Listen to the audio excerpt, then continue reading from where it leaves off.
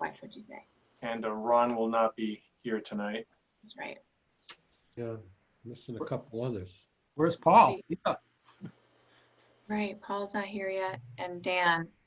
We got a late email from Tom Hughes asking to continue the 192 Northern Boulevard project. So no rants from me tonight. Sorry. Okay. So that might make the meeting a little bit shorter. Certainly should.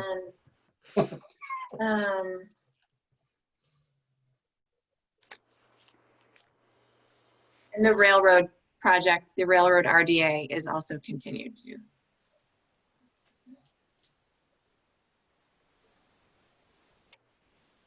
Celtics are just tapping off now, so. I know.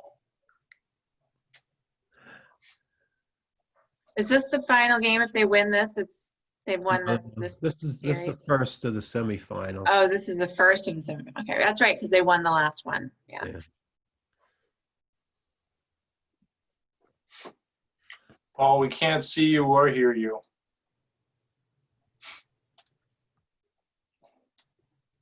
Same with you, Gretchen. He doesn't like to be Okay, seen or heard. am I back alive? Yeah, You are. good. Oh, very good. Sure.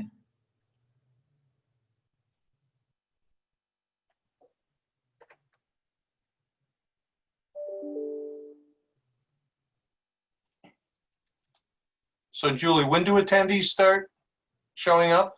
Around 6:45. I mean, we have an informal presentation on the agenda for 6:45, so I'm expecting that they'll be here. Do they pop up when you start recording, or you're broadcasting, right? No, I don't need. I can start broadcasting now. Yeah. you're not broadcasting I yet. haven't Okay. started broadcasting yet. Oh, it says attendees. Yeah, now attendees can join. Okay, So now we're broadcasting. we are broadcasting. I'm going to share my screen. If you were there. I'm here.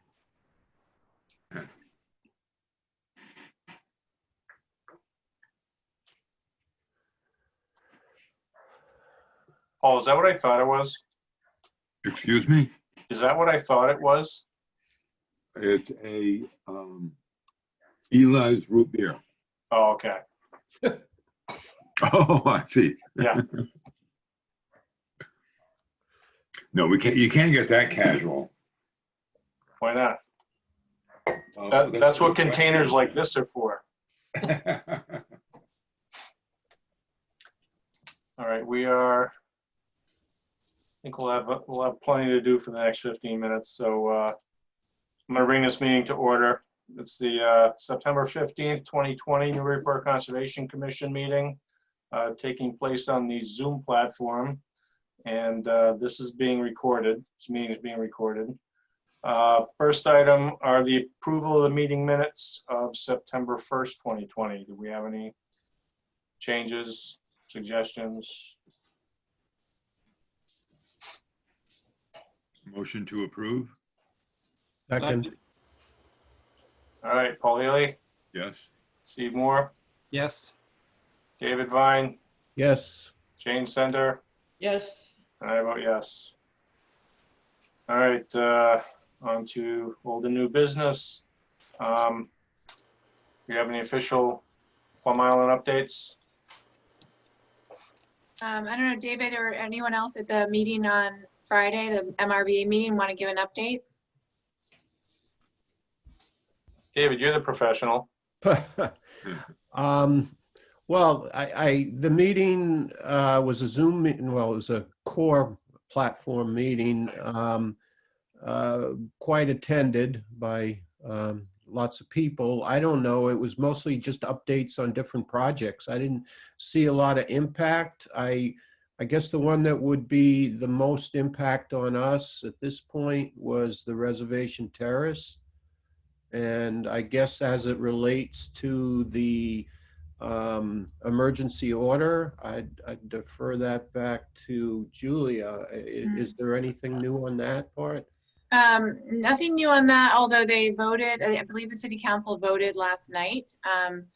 Actually don't know what the outcome of their vote was on funding for that project. It was a $50,000 funding request that the city council was asked to approve for the placement of the sandbags out there, the proposed sandbags. I'm assuming that it went through because I know there was a lot of support for it, but I haven't got confirmation on that yet.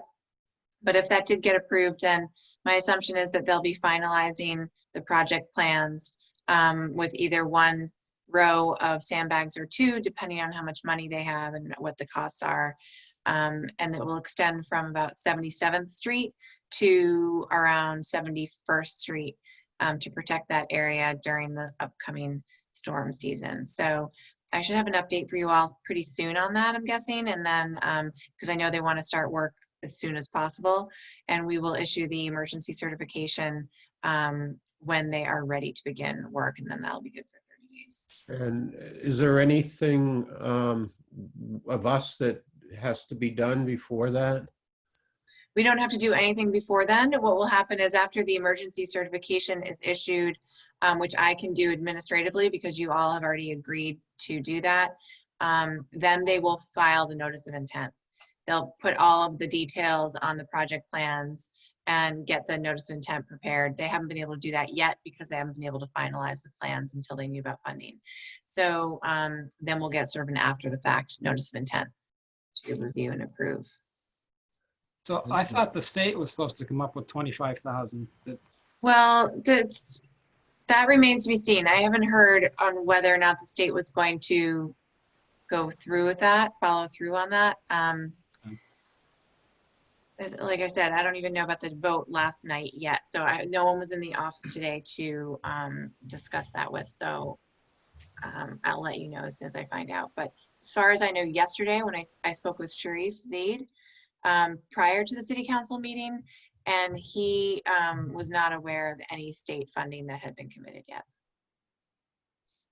And I guess the other project that was talked about was the dredging of the channel and the potential, what was that, 2 alternates, the one for 57,000 yards within the reservation terrace area, and the other was 100 and something. Yeah, like well, involved there? one scenario was if, regardless of the 204 study, if they dredge the channel and they determine that there's beneficial use for some of that sand on Plum Island to protect the jetty, specifically, if the Army Corps thinks that, and they were looking at 57,000 cubic yards that could be placed as a protection of the jetty measure, then they would be able to do that without any, we wouldn't have to pay for it. We wouldn't have to be involved at all. There would be no, local match on that work.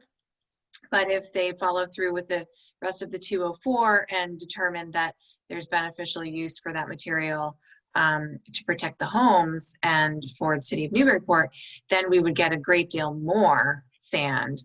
I don't know if I thought it was even more. I thought it was more like 200,000 cubic yards, but don't quote me on what it was. I think it was more like 200. Yeah. 180 something. Then we'd get a lot more, but we would also have to cost share with them on the placement of that sand. So in either case, we get some sand, hopefully. It's just a question of when and how much. Yeah, I guess there's another issue out there on that aspect is whether Salisbury gets, what percentages each town gets. I guess that has to be resolved too. Right. So Yeah, what is the 204 study? The 204 study is a study that the Army Corps does that looks at specifically use of dredged sand, placement of dredged sand onto a beach for beneficial use for a community. Whereas there's a 103 study, which involves, I think, placement of sand just in general. You can buy the sand. I don't know if you have to get it from a dredge. I think that's the difference. And the 204 is the Army Corps choosing to place sand dredged from the river onto your beach. And they do a feasibility study, and they do all sorts of studies to determine whether or not it's actually more beneficial than. Yeah, it's a cost analysis as well. The idea of if not doing it, how much could you lose and income and rather revenues and so forth. And they go through all of that. Mhm. Okay. Another thing kind of related was the city officially received a $1 million resiliency grant from the state. We ended up getting almost 10% of the statewide grant money, and that would be to basically raise the rail trail around the water treatment plant as a berm. So Oh, we'll see. One would think that would go pretty far in hardening the plant, but it's $1 million more than what we have now. And would that go towards the revetment seawall work as well, possibly? Because I thought there was a problem in that funding for the city. Yeah, it's the whole thing. It's like a combined project now. So it's actually the rail trail project got put on hold because of the contamination. And meanwhile, we applied for money we knew that we needed to protect the wastewater treatment plant. And in that location, the trail goes right in front of the plant. So we decided to combine them into one project where the rail trail gets elevated, the revetment gets sort of rebuilt, and we protect the treatment plants all at the same time. so it was in the paper that the mayor thought we'd finish the rail trail this fall. Will that put that off to design this new thing? Or? Well, I wonder if she was talking about, because if they complete the contamination I cleanup think that was all area, cleared up. then they could let people pass, at least, but I wouldn't call it complete yet because this section in front of the treatment plant has to still be elevated. So maybe there'd be a temporary measure. I'm not sure because I didn't read that and I haven't spoken with her or Jordy specifically about that. Looks like it would make sense not to pave it or do anything along those lines if they were going to end up raising it. Right.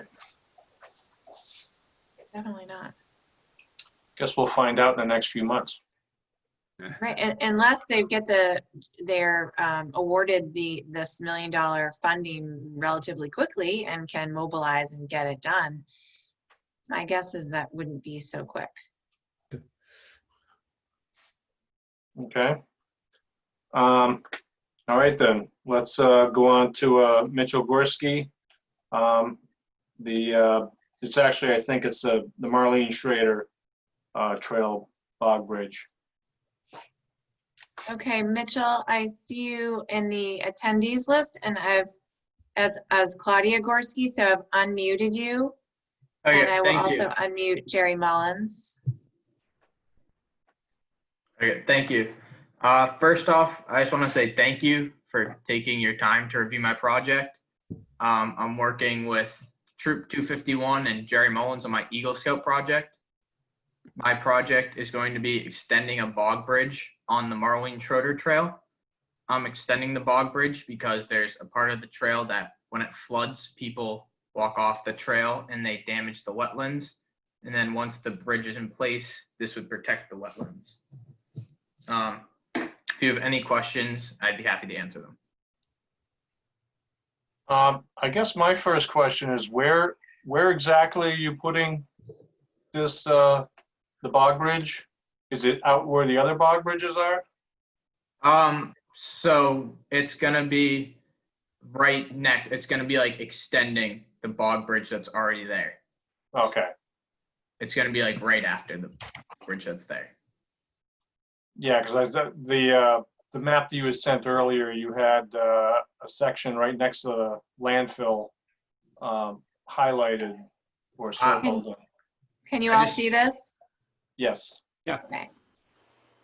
I just circled the landfill for context, so you guys Okay. know where this was. Okay. All right. Well, this is where I would have expected the bog bridges to go. So.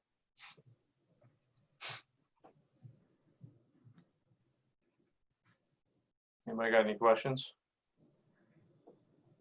No, I was out there a week or so ago, and it's actually pretty dry right now, but I know in the spring it was kind of a mess. Yeah, it's It was seasonal extremely flooding. mess. Um, Yeah, so on this, whoops. Sorry. Trying to get back to where we were before.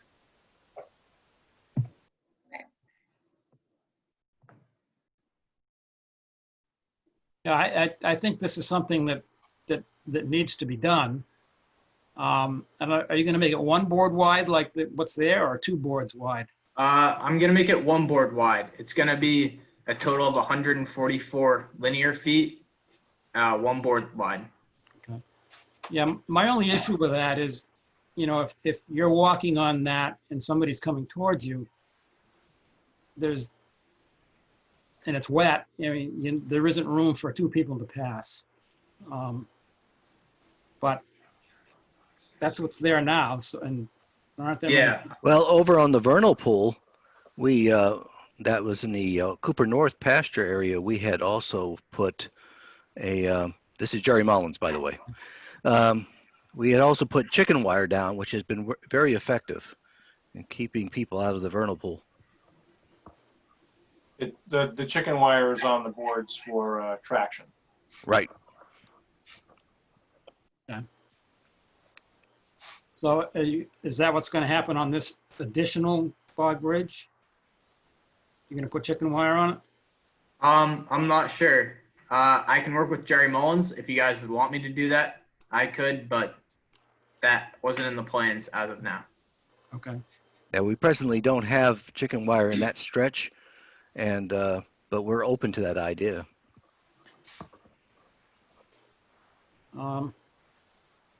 No, I think it's okay the way it is, but What anchors these down? Why don't they, if they get impacted with water, they start floating out of alignment or what?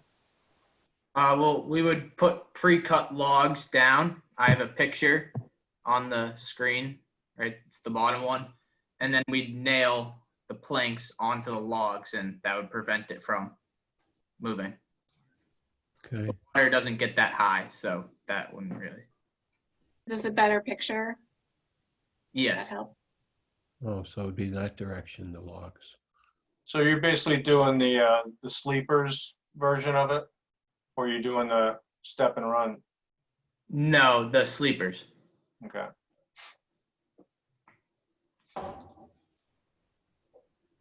Is there any further approvals that how do we figure into this? So this is being presented to the commission because it's going, you know, within Across the wetlands. trail, but it is going through an area that's in the buffer zone to wetlands. And so even though there's already trail there, and this would be an improvement, so it's an unpaved pedestrian walkway, so it's exempt.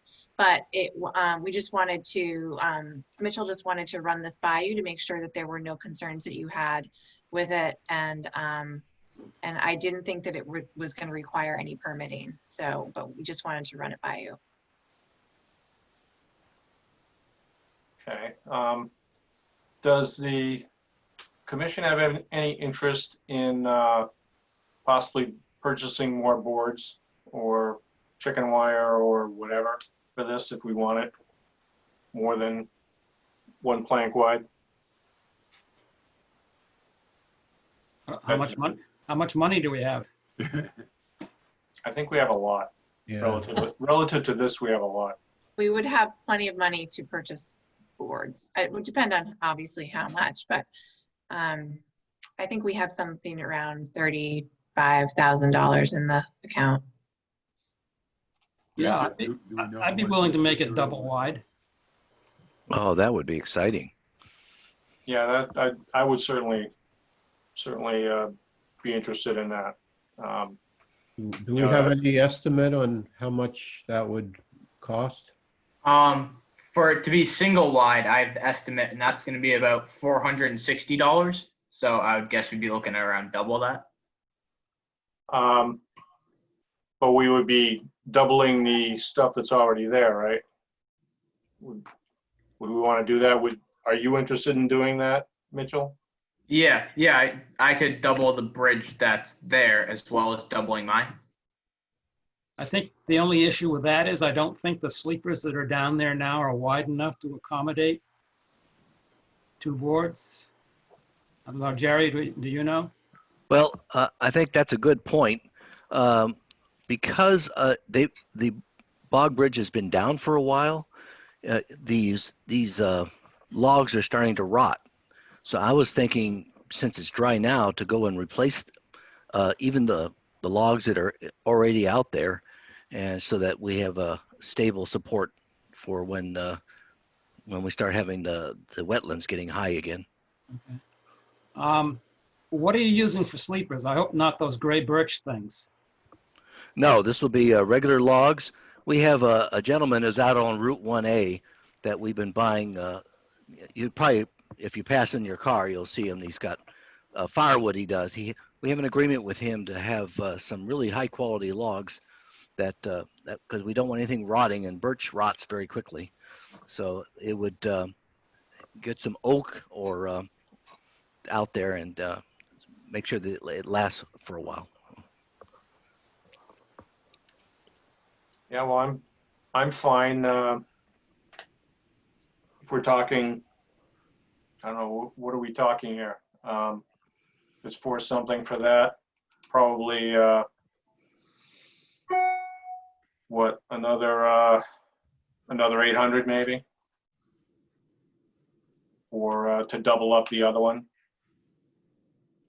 Yeah. So, Then you So- got to buy more sleepers, so you might be looking at 1,000 altogether. mhm.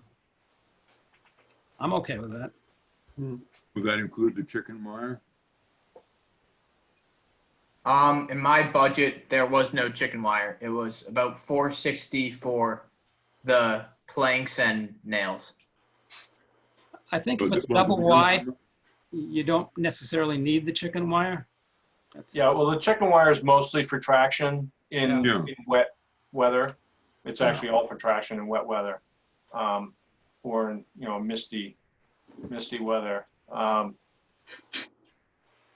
Maybe we can approve money for the making the whole thing double wide, and maybe get an estimate for how much chicken wire would cost, and see if we want to do that. Yeah, Mitchell, where are you getting your supplies from? Home Depot. Okay. So I'm just thinking about the logistics of this. If you had Home Depot invoice us, in terms of how we convey payment for this. So keep in mind that Parker River Clean Water Association has an account with Home Depot, so that makes Okay. it a little easier. Yeah, that might make it easier. Then Parker River Clean Water Association could invoice the city for whatever it is that the commission votes to contribute. Does that work? You guys are being more than generous. Thank you. So it would be like a reimbursement to you guys. but for the sleepers, nobody has an account with them. I mean, maybe we just pay for the additional boards. Well, we can always, you don't need an account.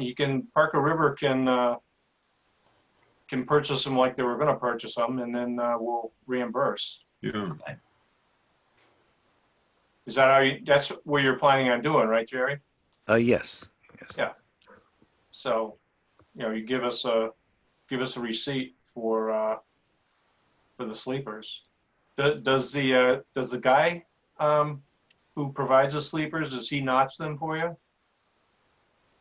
No, he does not. No. Okay. Just wondering. But it would be the same thing with Home Depot, right? You would just buy the stuff and then we just reimburse you. Yes. So does that work for you, Steve? Yeah, I just want to be clear. You already have money for a single wide for the addition, and we're purchasing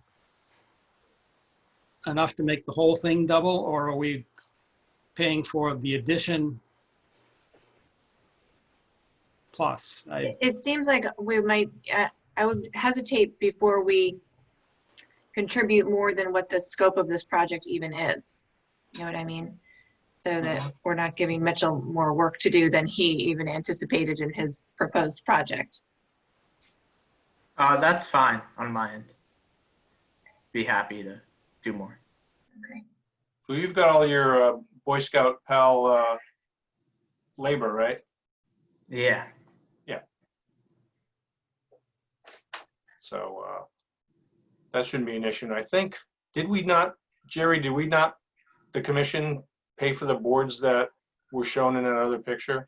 We Yeah, paid for a bunch on the vernal pools, you did. It on that was so area? much appreciated, yes. Okay. All right, so, Do we need a motion to allocate some money, or are we just agreeing to do it? Or would you Do your prefer, motion. okay, I think you need to vote on this. Maybe we go up to some limit Yeah. and see how it falls in.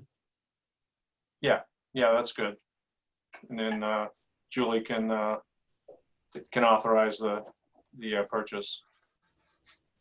$1,000, How much? 1,000, 500, I don't know. Was I would 1,000? say we allocate up to 1,000. Since we don't really know how far they're going to go yet. Okay, we can do that. But we get a proposal from the scouts before the. Yeah. Yeah. And you're not planning on doing it within before the next meeting, are you? I was planning to do it like early October. Okay, so yeah, we can get us some numbers, and we can discuss it at our first meeting in October is the 6th. Yep. So if you can plan on doing it like that week sometime after that, we can get numbers, and you can also send your estimate to Julie, and she can share it with us. Yeah. And we can get back to her to say whether we're gonna approve that much or not. And then we'll approve it the next meeting. All right, thank you. Okay. So, Okay, thanks. Mitchell, before you go away, I would suggest that you run your Eagle Scout thing, that handbook, your entries, run it through spell check. Uh-huh. There were a fair number of misspelled words in there. Okay.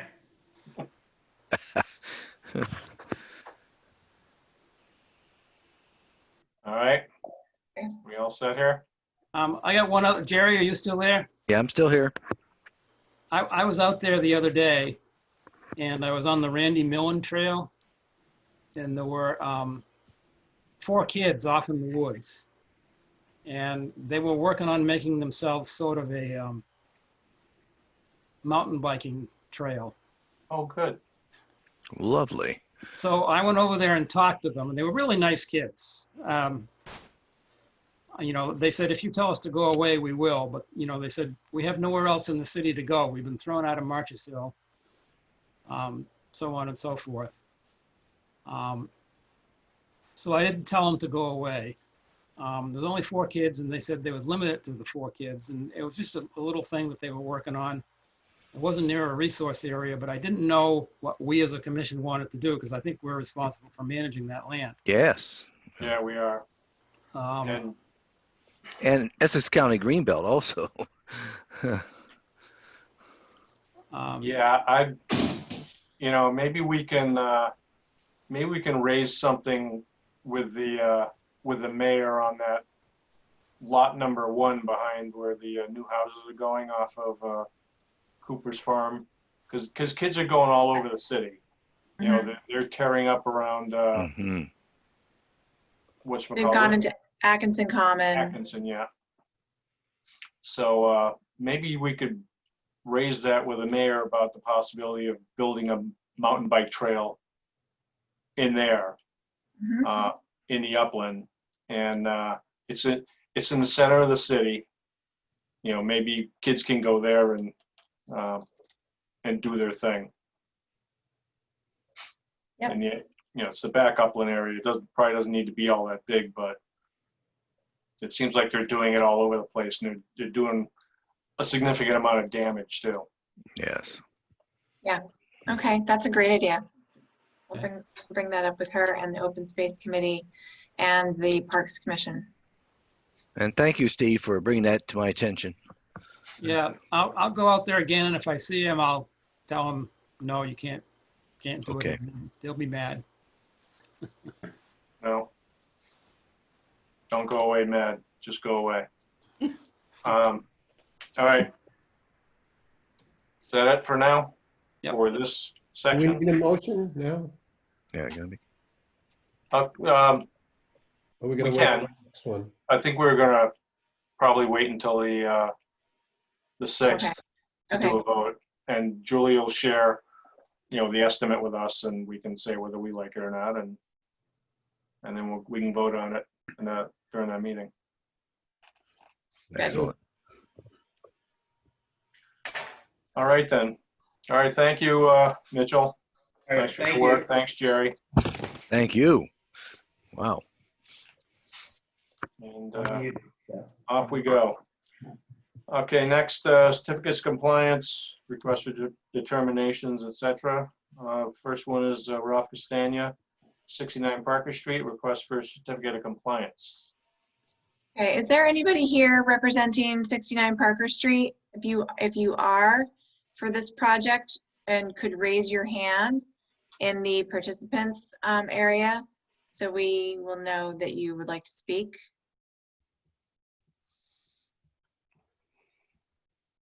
I'm not seeing Ralph Castagna here or anyone who seems like he may be or she may be representing Ralph. So this is a really simple one. I don't think we need them to be here for this.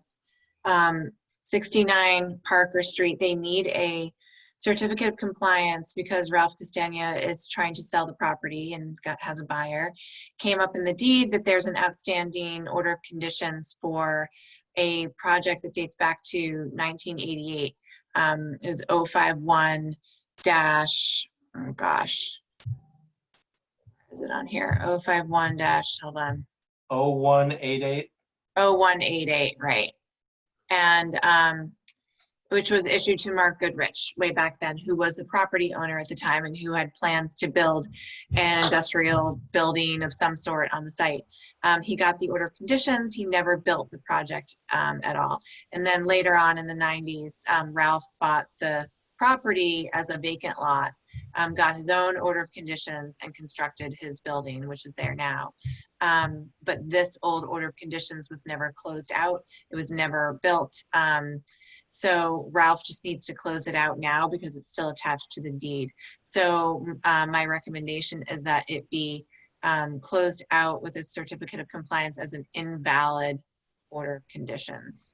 So we would do one of those because the project was never constructed. Okay, motion to issue a certificate. Can't hear you, Paul. Excuse me? Oh, Couldn't hear you. motion to issue a certificate of compliance due to the fact that the work was never done. Second, Okay, Paul Healy, Yeah, Steve Moore, yep, David Vine, Yes. Jane Sender, Yes. and I vote yes. Okay. All right. Next one is Clary Coutu, Keolis Commuter Services, Railroad right away. That is, do we need to continue it, or did we already continue it till October 8th? I think that it's on here because it was originally continued until this meeting. So we do need to continue it to October 6th. They've requested that. Okay. motion to continue to October 6th. second, All right, Paul Healy, yes, Steve Moore, Yes, David Vine, Yes. Jane Sender, Yes. and I vote yes. All right. Next item is Rosemary Bling, 12 Fleur Street, request for a certificate of compliance. Okay, is anyone here representing the 12th floor street? Okay, looks like from Millennium Engineering, Matt, I've allowed you to speak, and Rosemary, okay, you should be able to unmute yourselves now. Thank you. Do you want to try to bring in their video or save it for another time? Are you asking me? I was asking Julia if you The want. video? Did you want to Gotta bring up in there. the visual? Oh, the visual, yeah. Well, the plans, you mean? No, Um, their picture, their faces. Oh, yes, I'm sorry. Okay, I'm going to, we meant to do this. I'm going to, actually, for Rosemary and Matt, I'm going to promote you to panelists, which will allow you to use your cameras, if that's helpful. So you should now be able to, you should be in the panelists column, and you should be able to turn on your cameras if you'd like. There's Blake.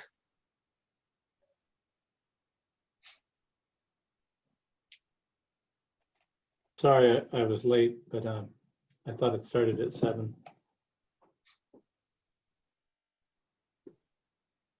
Okay. Hello, Rosemary. Oh, your mic is off, Rosemary. There we go. There Hi. you go.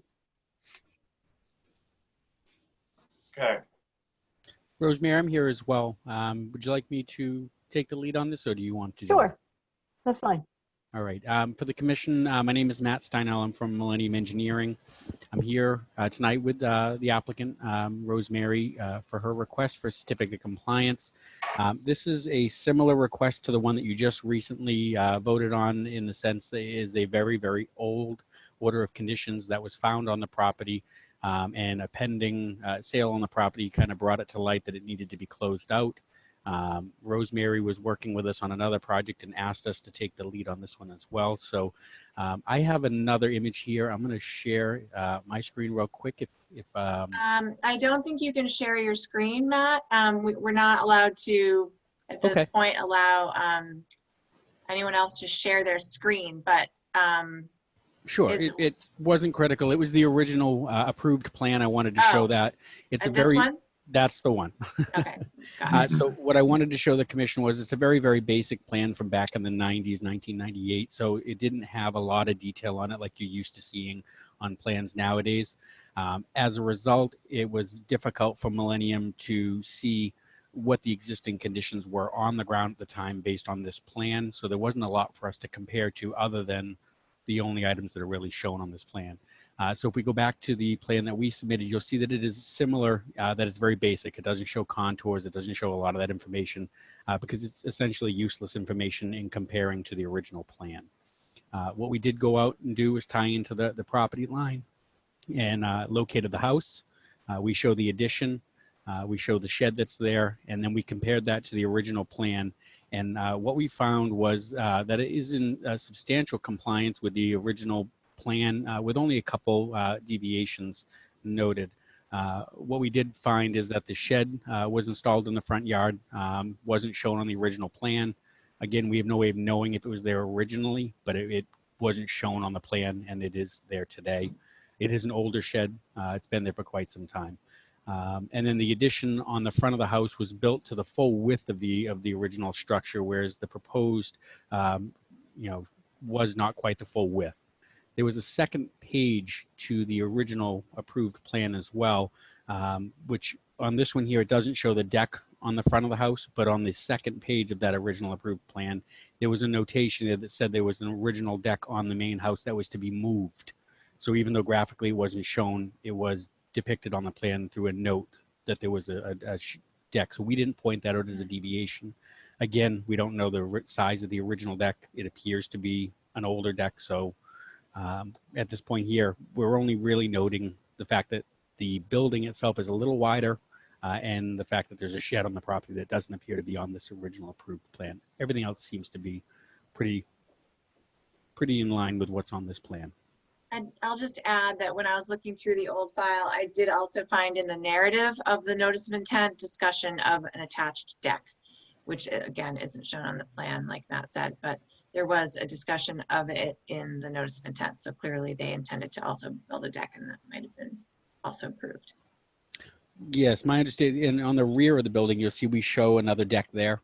And my understanding with talking with Rosemary is that her husband had originally permitted that there under another permit. So we didn't comment on that because it wasn't subject to this permit, and apparently there was a subsequent permit Well, related to that. there work. were no other permits. So this is the only permit associated with this site. So anything else, anything that wasn't constructed under this permit was constructed without a permit, as far as I can see, unless he can show me one.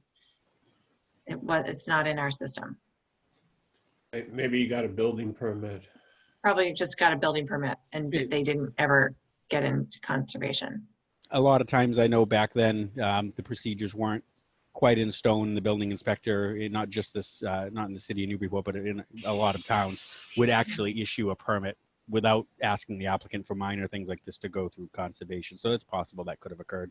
I know Rosemary's husband was the one that kind of handled all this for her, and he's no longer here to answer those questions. So unfortunately, she's left trying to close this out, not really knowing what he did back then. Correct.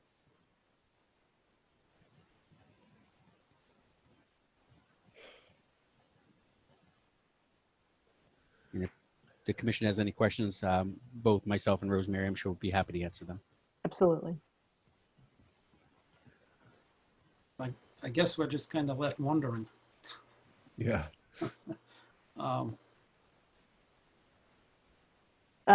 If you have any, I'm happy to answer your questions. No, I mean, if there's no existing, like the shed, do you have any recollection of when that was put on the property, or?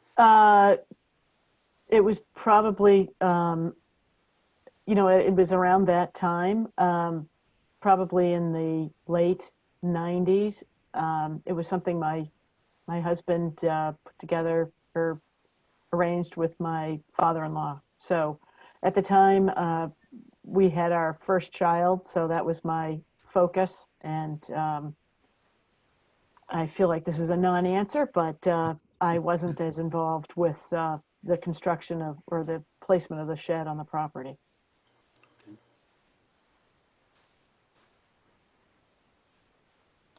We could ask Paul if he remembers. He was on the commission back then. No, I don't actually.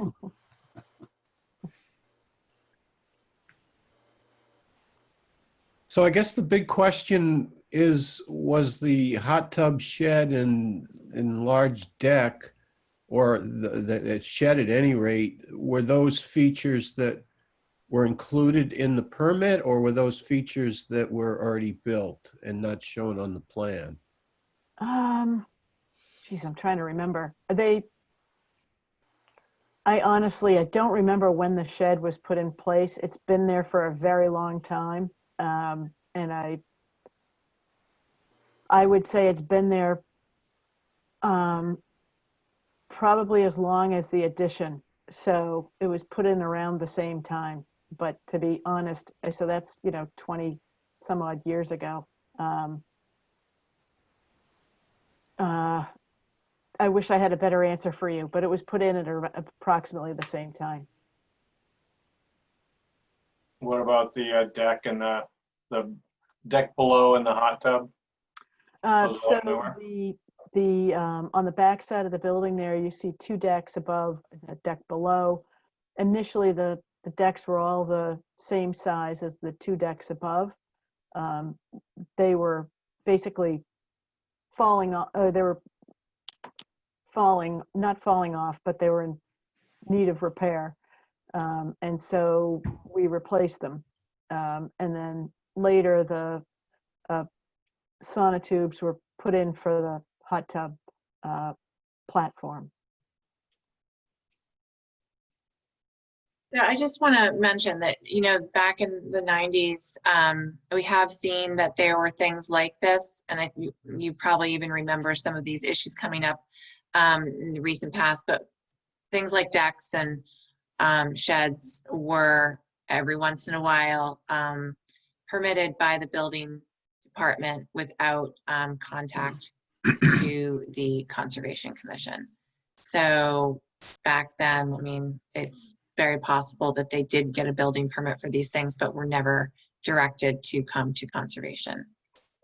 And I wish I had better information for you. But Julia, you said that both the deck facing the basin and the hot tub thing were referenced in the notice of intent? It doesn't say which deck is referenced in the notice of intent, but Oh. the notice of intent does discuss an attached deck. It doesn't give a lot of detail, but the narrative, Oh. I don't have that narrative with me now, but Yeah. it references construction of an attached deck along with the building addition. So my guess is it would be the deck that you see also attached to that building addition, but that's just, I mean, I'm just guessing. Yeah. Apparently one of these decks was part of that notice of intent. Yeah. Well, do we know if there's anything that is done here now that we would not have permitted back in the 1990s? That's a great question. I Yeah. don't see anything that wouldn't have been, well, it's hard to say because we don't have the elevations of these things, and maybe Right. that's, Yeah. Oh, back so- then, I don't know if we were even concerned that much with elevations, or were we?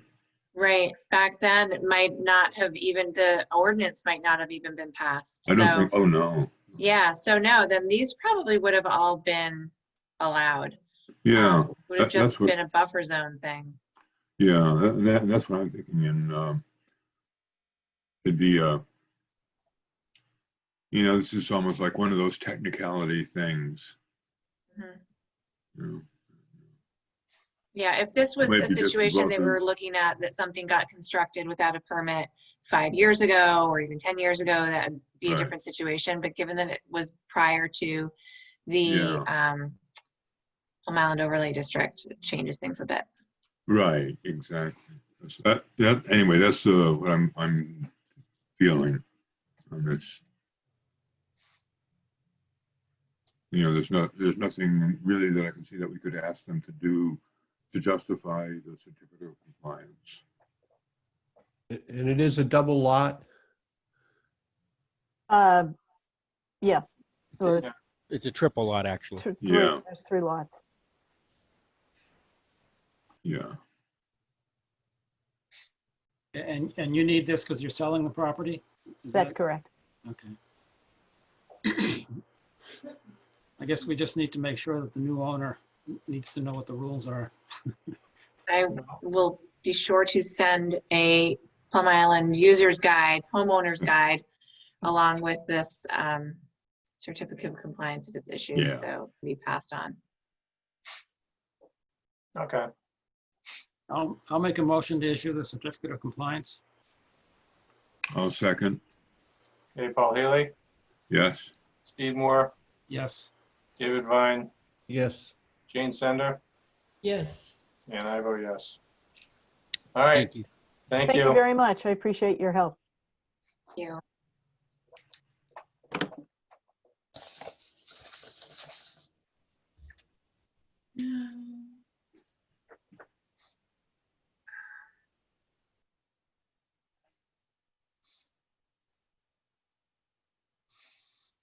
Okay. Can I get a motion to open the public hearings? So So moved. moved. Second? Paul Haley, Yes. Steve Moore, Yes. David Vine, Yes. Jane Sender, Yes. and I vote yes. First item is the Mass Division of Marine Fisheries, Plum Island Beach, North Reservation, Notice of Intent. Okay. See, we have Jeff Kennedy. I've unmuted you. Who else is here for that project? Do we have Mel Mel Higgins. Higgins? Okay. Mel, I've also unmuted you, so you should be able to unmute yourselves now and speak. And I'm going to promote you to panelists as well, both of you, so that you should also be able to use your cameras. And Julia, you can hear me as well? Yep. Okay.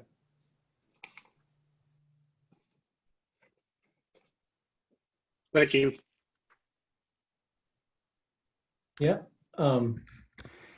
Whatever the commission's pleasure is tonight, we've received some comments later this afternoon from stakeholders, and I don't know if you wanted us to talk through the memo that Mel had provided the commission.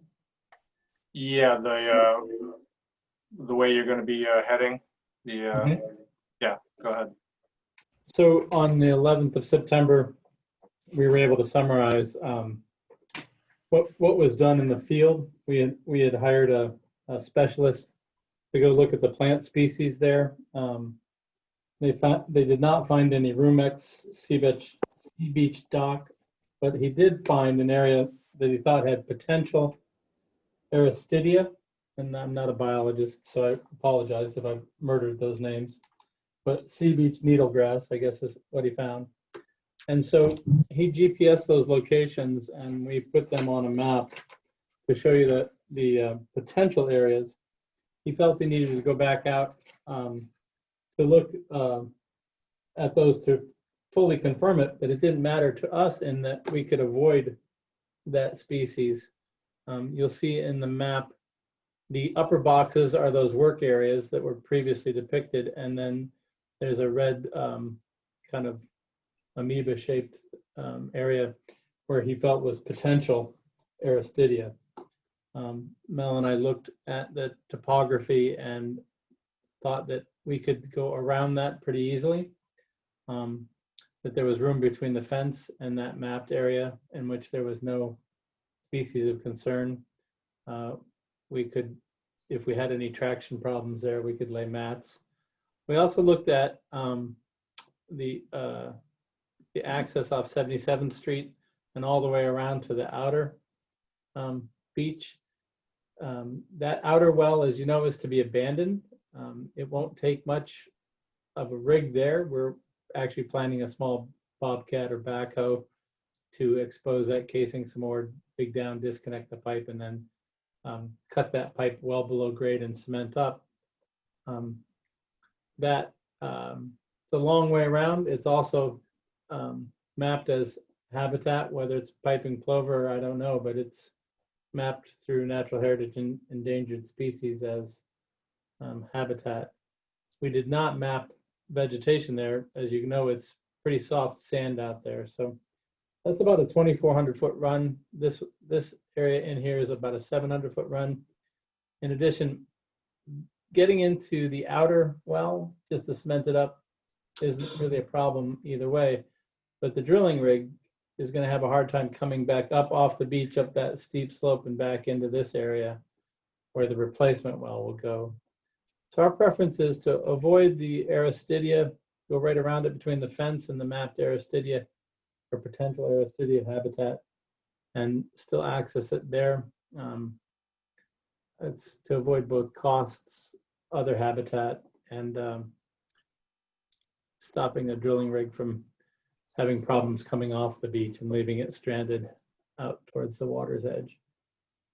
So the same goes as the project as before. It's to abandon the old well, cut it off, and then drill a replacement well. Again, the replacement well is not intended to pump any more water than the original well it's replacing. It is a brackish water well. It's below the freshwater lens. And I know there were lots of questions about erosion and stormwater runoff, but we really literally are only leaving an 8-inch pipe in the ground. So I don't know how that permanent insulation would cause any erosion or stormwater impacts.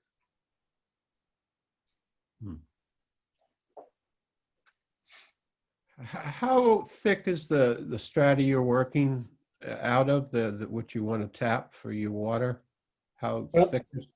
I didn't realize that you couldn't share a screen, but I did draw a picture, so I'm not sure if you can see that. Doesn't seem. No, We can see some of it, but it's, not worth it. So for every foot of freshwater lens, you have to go 10 feet below it to get to saltwater. And so while we're drilling, we'll be testing the salinity of that till we get to that brackish water zone.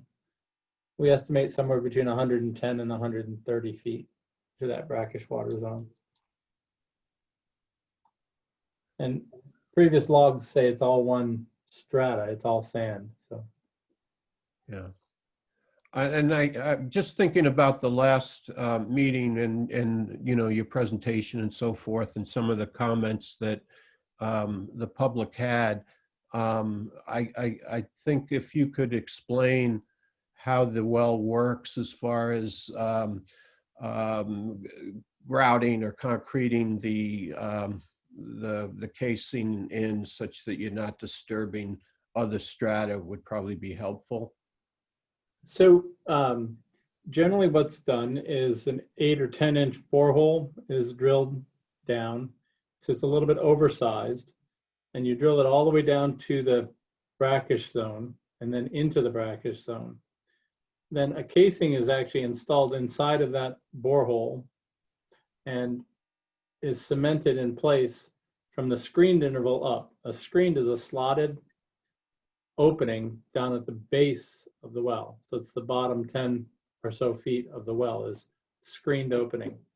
Salt water that can then come in through the bottom of the well and be pumped up and over to the depuration plant. So the seals, the cement seals, stop fresh water from getting into the well, and the casing obviously is solid.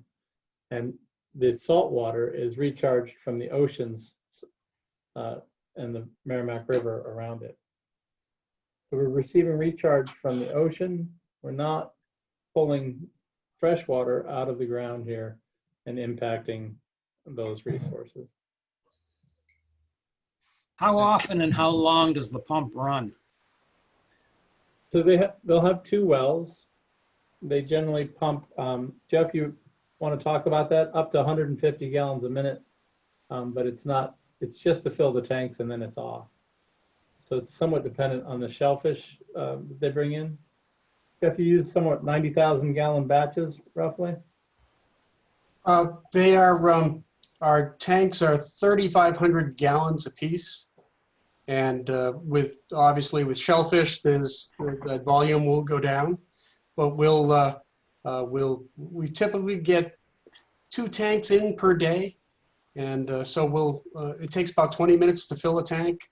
And then we'll use that, the tank will be filled, we'll turn on the pumps, the recirculating pumps, and then we'll turn on the UV lights and the process will begin. It will run for 24 hours. And then we'll use that salt water as well for washing the clean shellfish that are on their way, they've completed treatment and they're on their way out to market. So we'll use that to wash the clams, and that takes probably about an hour a day to get through the load.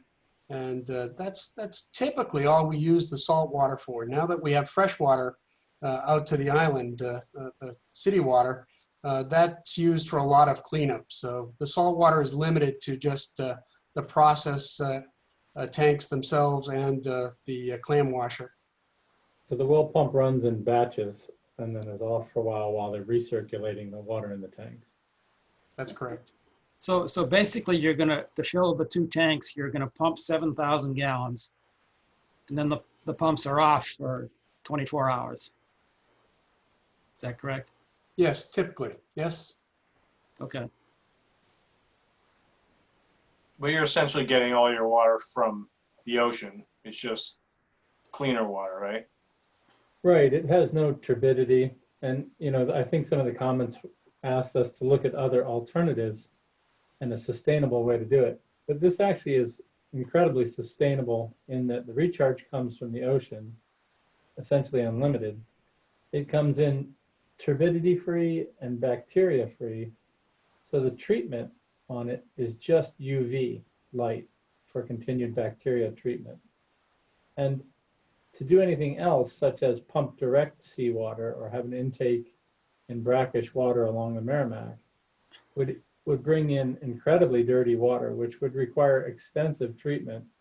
It would be very energy intensive, expensive, and would have a huge waste load discharged from it. So the well option is actually the sustainable option here and has been for many years.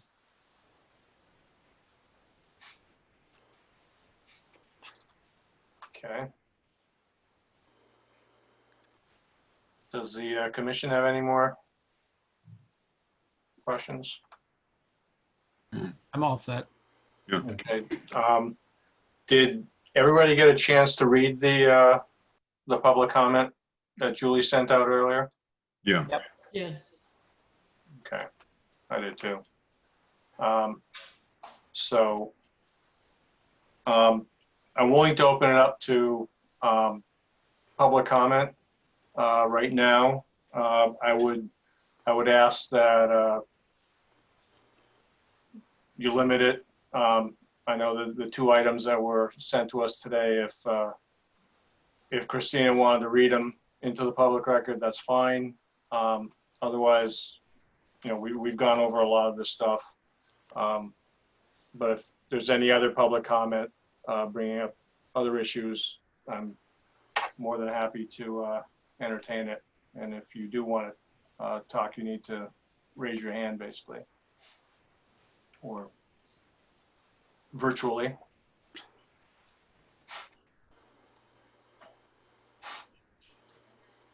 Okay.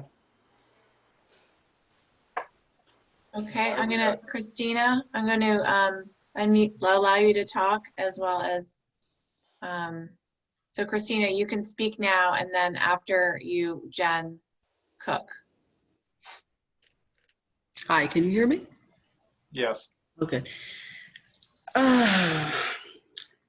You know, this is so complex and so involved, and I wish I had a team of scientists and engineers to back me up. But, you know, my question is, if this whole well drilling option is so sustainable, why is the well at the end of its life? Why has it been capped off, and why is it producing brackish sediment now, when at one point it was probably in the same position that this new proposed well is in? It was probably with more land mass and way before the erosion. There was probably an aquifer there, which was pumped into. I mean, this has been going on for 40 years, this pumping and this interference essentially down there. And I was just wondering, if it's so sustainable, why do you have to continue to move inland further and further and continue to disrupt that beautiful mix, from what I can gather with my research, of that freshwater seawater interface, which is so much more complex than just drilling down through it and underneath it.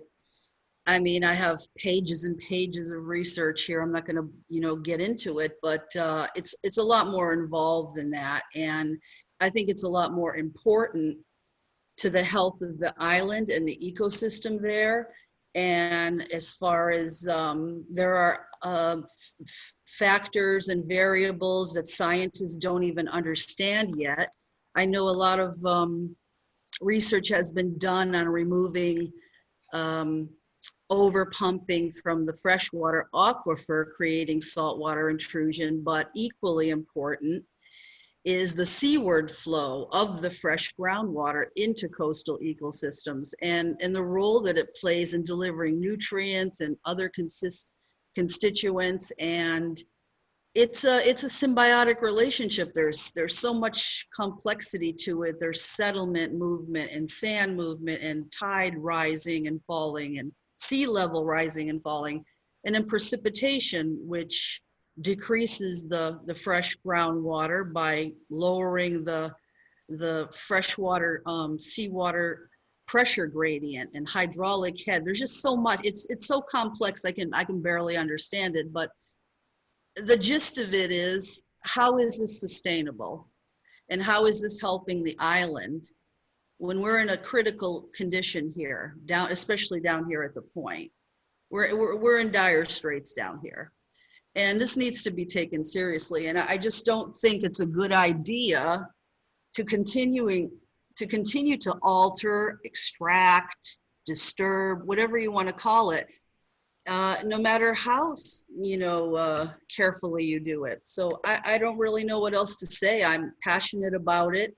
I wish I knew more. I wish I could spend the rest of my life researching this, but it's all I can say right now. I'm against it, and I feel like there has to be other options. Maybe we can talk about that later. I had a couple of ideas, but that's all I have to say at this point. Well, we're going to need to take that sort of stuff offline because that's definitely out of our realm here. If Blake or Jeff or somebody wants to give a short explanation, we did go through a lot of this last time, and you know, all the other stuff. We're here to permit a well and to make sure that it is it's installed in a proper fashion. As far as all the other alternatives, there's a depuration plant there, and that is what it is at this point. Well, Take a quick stab at it if you want. okay. Sure. So I think it's important to know it actually isn't all that complex. As Christina said, this has been operating it for 40 years, and there's no change in operation here. We're not asking for a significant change in operation. We'll be pulling out the same amount of brackish water. And as I think if you remember, Jeff had indicated last time, after the water's processed, it's UV disinfected and it goes back out to the Merrimack River, becomes part of the ocean almost instantaneously. That's almost a saltwater loop, right? It will have no effect on the freshwater lens here because the recharge comes from the ocean down deep into the well screen. So I think that's important to know, that you aren't causing any impacts that the operation hasn't changed at all for 40 years. So under groundwater systems, this is kind of a closed loop system that has reached its steady state. We're not changing anything. If we were withdrawing a new amount of hundreds of thousands of gallons of water, fresh water, I would say yes, that's a valid concern.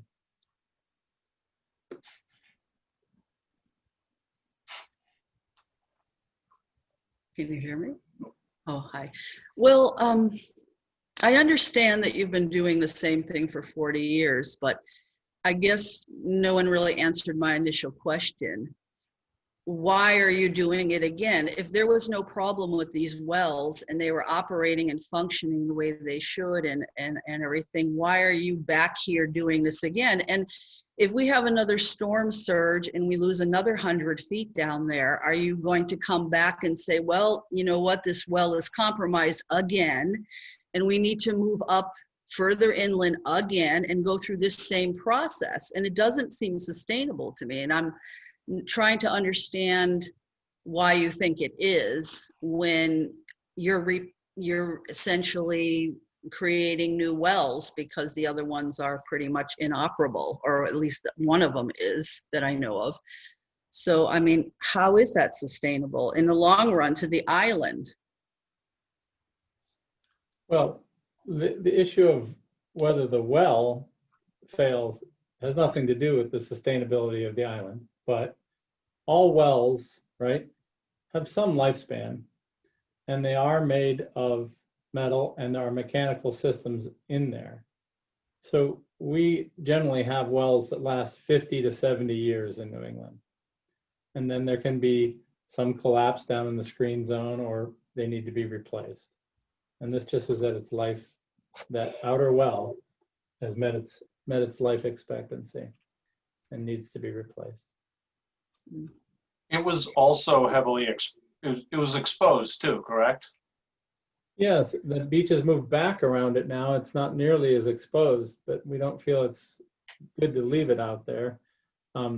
It's currently, to get into the top of it, you know, it's 7 feet high. So it's, the working zone isn't the right for that well either. And the pump is stuck in it right now and not working. So it's a significant, it's in significant need of abandonment.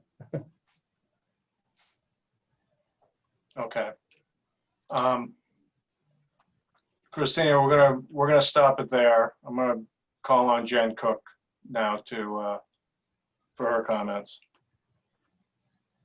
Thank you. I am coming to this conversation very late in the game, so my information probably is piecemeal. I think my question is quite rudimentary, that the taxpayers and residents of Plum Island would never be able to disturb any amount of fragile beach that this project is impacting. So I guess at a very basic level, why is this allowed? Good question. Well, I can just say that these are temporary impacts. So, and temporary impacts to the dune happen all the time. This is for the purpose of replacing the well. So they'll be traversing the dune, and that's true. There may be some damage to the dune, but the goal is for there not to be any damage actually to the dune. They're using special equipment and special mats to protect it while they're doing the work. And then all of that dune vegetation will be replaced once it's over. And so other than one well being decommissioned and a new well going in to replace it, there really isn't expected to be any change to the system out there. But a homeowner could easily, couldn't they come to you and say, really, our intent is not to damage the dune, and any damage we promise to put back. Is this for the purpose, I mean, a private citizen wouldn't be able to touch a dune. Why is this use continued? Well, that's not true. The Conservation Commission permits projects on Plum Island all the time where people do have, you know, any amount of construction at some level is going to affect the dune, and some dune grass will be damaged by a construction vehicle here or there, or if someone puts on a deck and it covers some dune vegetation, they are required to replace that vegetation elsewhere on their site. So it's not true that nobody can do anything out there. It's just that people, when they do things out there, need to do them in a way that doesn't have an overall adverse effect on the coastal dune. And that's what the regulations are in place for. And we have very specific performance standards that projects have to meet in order to receive a permit. And so when you see things getting built on Plum Island, those projects have permits and they are meeting those performance standards. Otherwise, they wouldn't be able to do it. And that's what this project that we have before us right now is also doing. They are explaining to us how they're meeting the performance standards for coastal dune by minimizing their impact, by their impacts being temporary and the site being restored to its pre-existing condition once it's done. So a homeowner can get as close to the shoreline, construction equipment as close to the shoreline as this project is. Again, I'm new to Plum Island, so I'm inquiring because I'm curious. If a homeowner had a beachfront property and they needed to access a part of their backyard to construct a deck or something, it's possible that the commission could allow them access to that part of their site through that part of the beach or dune, as long as there was no impact, or as long as those impacts were mitigated for and remedied. But you don't see here, they're not proposing to build anything. They're not building a house. They're not putting up a shed.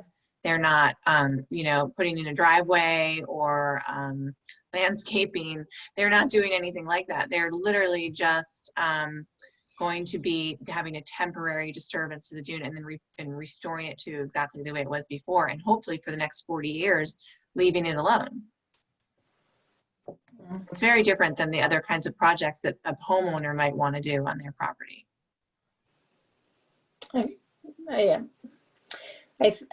It feels from a very novice point of view that special considerations are being given for a commercial use. So, but I'll be done. If they have to meet the same, I'll just say this one more time. Everybody on Plum Island has to operate under the same Wetlands Protection Act, that's the state Wetlands Protection Act, regulations and performance standards, and the same exact Newburyport local Wetlands Protection Ordinance and regulations. And we apply those same regulations the same way to each project that comes before us, but each project is different. and each project might have different impacts and maybe less impacts or maybe more impacts, but they all have to meet those performance standards. And if they can't, they have to revise their project until it does meet those performance standards. There's no special consideration or treatment given to anybody. The regulations are implemented for each project, and they are not changed, and they are the same for each project. If you can find an example of how we have treated somebody differently under the regulations, and that's something we could talk about, but I don't believe that has happened. And Julia, we're welcoming any conditions you want to place that ensure that those mitigation measures and standards are met. That's why we're here, to talk through the project. Yeah, and see, this is where, you know, as residents, we're at a disadvantage. This is far beyond my pay grade.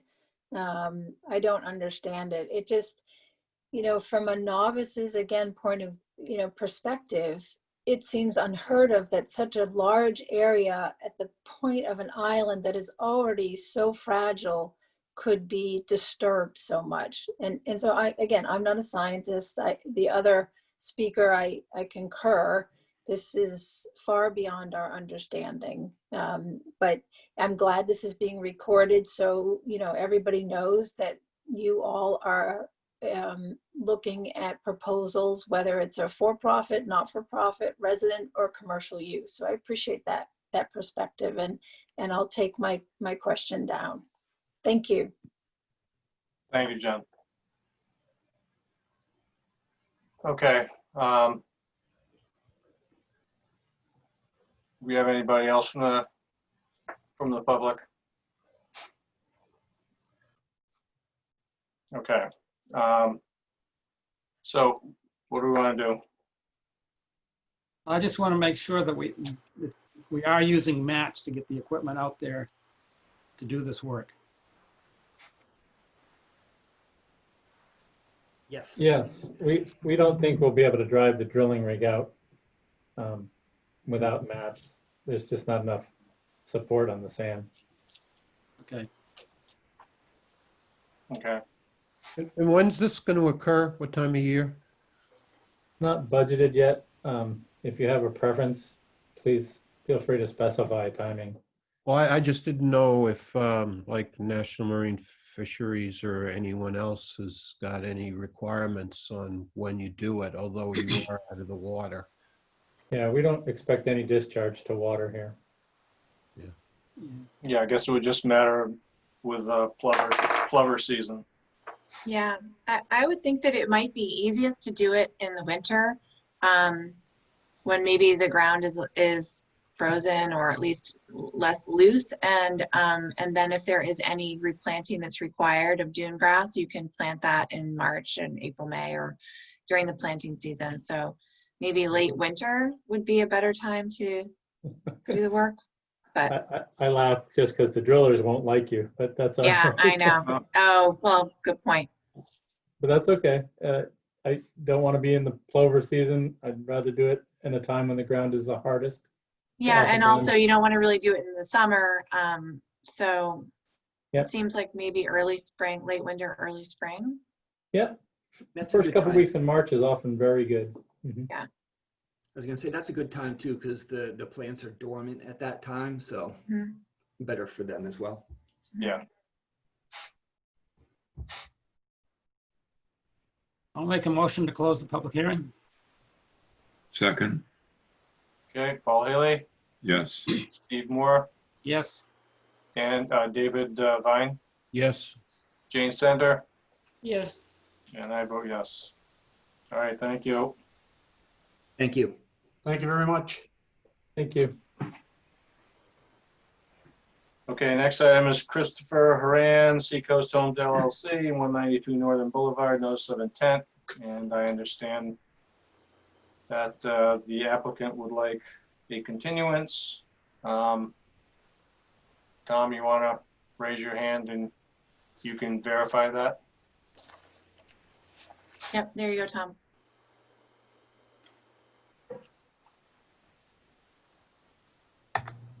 Okay. Yes, we sent in an email requesting a continuance. We're still just putting together information to respond to the the questions and concerns from last hearing. Was that to the October 6th meeting? Yes, please.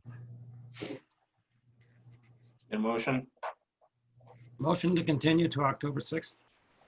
Second, Paul Healy, yes. Steve Moore, Yes. David Vine, Yes. Jane Sender, Yes. and I vote yes. Okay. Next item is John D. Filippo, Newburyport Yacht Club, 300-302R Merrimack Street, notice of intent. Good evening. Tom Hughes with Hughes Environmental. What we continued at the last meeting, I believe really the primary issue was just it was natural heritage. Waiting for that letter. I did also confirm that low water is off the extent of survey. We survey past the bottom of the ramp, but we actually don't get as far as low water. So I emailed late today the Chapter 91 plan that shows low water mean low water is about 20 feet off the ramp on that plan. So Julia, you may not have gotten that email because I may have sent it late, but I think that was the only other outstanding question. Natural Heritage has basically said they're fine with it. They want a condition about it being done in the dry and with the boom placed for at least one tide cycle as we proposed. And other than that, we're good.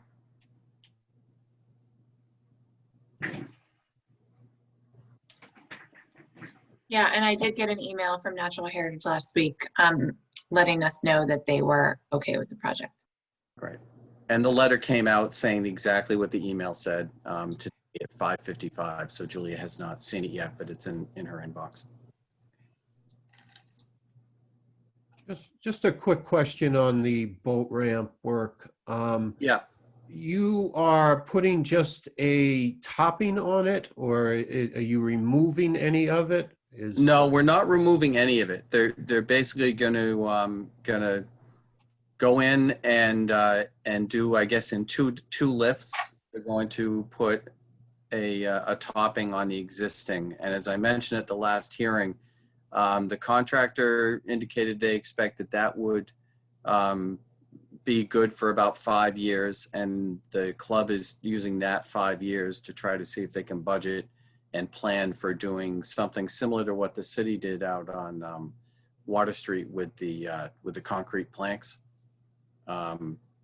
which is just what they really would prefer long term, but they just don't have it in the budget right now, and they are required under Chapter 91 to maintain the boat ramp. Is there some type of a cleaning operation of some sort that you're going to be providing to the existing boat ramp before you put down the pavement? I'm sure it'd be nothing different than what they do routinely on the boat ramp, which is a power washing, non-chemical, just pressurized water. Okay, and you'll have a boom out there for that as well. Yeah, we can have the boom out. The idea is the boom gets installed before any work starts. As the tide's going out, they may wash it the tide cycle before, but we can put the boom in prior to cleaning. But then the boom will stay in. We're going to observe whether or not an oily sheen is being generated off the pavement after one tide cycle. If so, it'll be left in place for another tide cycle. Yeah. The idea is just to, capture any residuals to get away from the pavement. And everybody seems fine with that. Yeah, I guess that one, maintaining it in place and who decides that it is and who decides whether there's a sheen coming off. How's that going to be monitored and communicated? Well, basically the club would go down and look. If you wanted to have a condition that, that an environmental monitor such as me were to go down and check, I'm happy to do that. It's just, the yacht club's got these stormwater permits that a lot of these marine facilities are required to have. So they're used to doing a lot of contaminant, management on site, and using booms and things like that are not uncommon to them. So I just wouldn't want that aspect of it to be skipped. I'd probably. Yeah, I mean, we can, we've got to do a pre-construction meeting, right? So we can confirm, you know, the boom's on site, ready to be deployed. We can confirm it'll be put in before any power washing is done, and left in place until the pavement is in and there's, you know, no sheen to speak of leaving the pavement. Maybe you can provide communicate. photographs. Yeah, and communicate to us when the actual pavement's put in place, just so that that sheen, you know. Right. You know, I'd feel better just to know that you know, many times this comes down to one contractor who has to leave or whatever, and you know, we're not everything we're talking about is not necessarily obeyed here. So Yeah, that's what I'm concerned about. well, the yacht club, they have John DeFilippo, who his name's on the application, will really have a close eye on this while it's going on. And, you know, the contractor will come in, do their thing, but he'll be the one who will be making sure the boom stays in place long enough. And well, so I have just a question on that, because I would like to make a special condition related to the boom being in place long enough for there not to be a sheen in the water. How would you estimate, how long would you estimate that would take? Would it be several tide cycles? Would you just want to see high tide come up and not see a sheen ever? So most of it will flush in the first tide, and realistically, it'll probably be a high tide, a low tide, a high tide, and a low tide before it's removed, at least. But we would look at it and just use common sense. If we see, you know, significant sheen coming off it, we'd leave it in place until you don't. Okay. So left in place until no sheen is visible during high tide cycle. Yeah. Oh, Tom, if there is a sheen, do you suck it off, or do you just wait for it to? No, the boom, it's an absorbent boom. So it just, the boom, the oil petroleum products just bind right to the boom. Okay. And then the boom gets disposed of, you know, as something that has that on it. I mean, I'm not sure it's a hazardous waste, but it's disposed of, you know, properly. And if necessary, you know, we're not going to have the kind of volume that would overwhelm the boom capacity, but you would, you know, at a bigger project, or if you were putting this around an oil tanker, you might replace the booms from time to time. But well, and also we can make a condition. Normally there's a condition that I have to be notified within 48 hours of the start of work, but we could make there be a notification of the date of, they would have to notify me of the planned date of the paving of the boat ramp, so that I can go down there and take a look at it and make sure that it's looking okay after, you know. Yeah, I think that makes sense, maybe to require, if not being done at the same time, a separate pre-construction for the building work, and because it will actually be two separate contractors too. So we could treat them essentially almost like it was two separate permits as far as a pre-con goes. Okay. Yeah, that would be fine.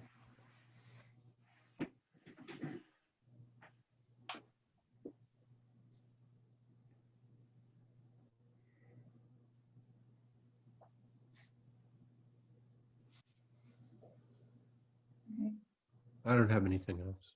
Okay. All right. That it for us? Yep. Anything from the public? Raise your hand if so. Seeing none. Can I get a motion? Motion to close the public hearing?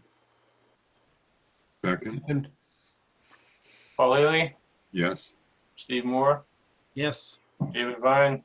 Yes. Jane Sender? Yes. And I vote yes. All right, thank you. Thank you very much. I have to jump over to Newbury, but I did email to Julia an update on the enforcement item that's further down on the agenda. So I'm hoping that suffices for tonight. Okay. All right. Thank you. Take care. All right, thanks. Bye. Okay, next item is Katie and Justin Ponting, 11 Barker Street, notice of intent. Okay. Mary, you want to raise your hands? Or you don't need to. I am letting Mary and the Pontines speak, and Ken Savoy as well. Thank you. Can you hear me? Yep. Yeah. Great. Julia, you want to make them panelists? Yeah, you want to Yes, I'm going to make you all panelists. Thank you for reminding me again. So you can you can use your cameras. This is just for the project proponents. And Mary, I have your notice of intent here. I also have a lot of other of the documents and plans that you submitted. So just let me know if you want me to switch to a different page or a different plan, and I will switch. Okay, thank you. So, so this is a notice of intent for us. It's a 787 square foot residential parcel, as you can see from the right up this. There's a couple of errors in this narrative. I wanted to just point out to you the existing single family home. I say it's elevated on a pile. It's actually a full foundation. And it's got an attached garage. Most of the surrounding land area is unvegetated. It's got a large gravel driveway, and there's some vegetation behind and to the left of the existing garage, but mostly it's bare. The site is, and it probably, Julie, if you could just pull up the site plan, that's probably the best thing. Yes. So the VE zone cuts through the existing house. The existing garage is entirely within the VE zone to elevation 17. Like I said, the existing house is half and half. It's a 2.5 story existing home. The site recently received a special permit from the planning board for expansion of an existing non-conforming. So we have that in place, and the project involves construction of an addition. It's 525 square feet over the existing garage, and then construction of a connecting, in my notice of intent, it says open, but it's actually an enclosed breezeway with the deck that's shown as well, an out exterior deck connecting both the garage and the house. The access to the breezeway is inside of the garage. So we're proposing that 285 square foot connector and the deck, which is 140 square feet, the deck that's on the right-hand side of the existing dwelling is actually coming down. That's proposed to be removed. So that's about 105 square feet. So we've got 35 square feet of additional deck area, net increase of 35 square feet of deck and 285 square feet of the elevated connector. And I think that's it. The main issue here is compliance with the ordinance. The addition is proposed to be on piles, so that piles will be interior to the existing garage. So the ordinance allows for the if we can document that the foundation for the structure is sound, we can elevate the addition on piles. So that's what they're proposing to do. And we have some information to support that. We also have quote from the builder and the assessment value. And I think Ken Savoy wanted to speak to some of the issues regarding compliance with section 6.5 of the ordinance. So unless you have specific questions about the construction, I'll let Ken go ahead and address those issues. Turn on your mic, Ken.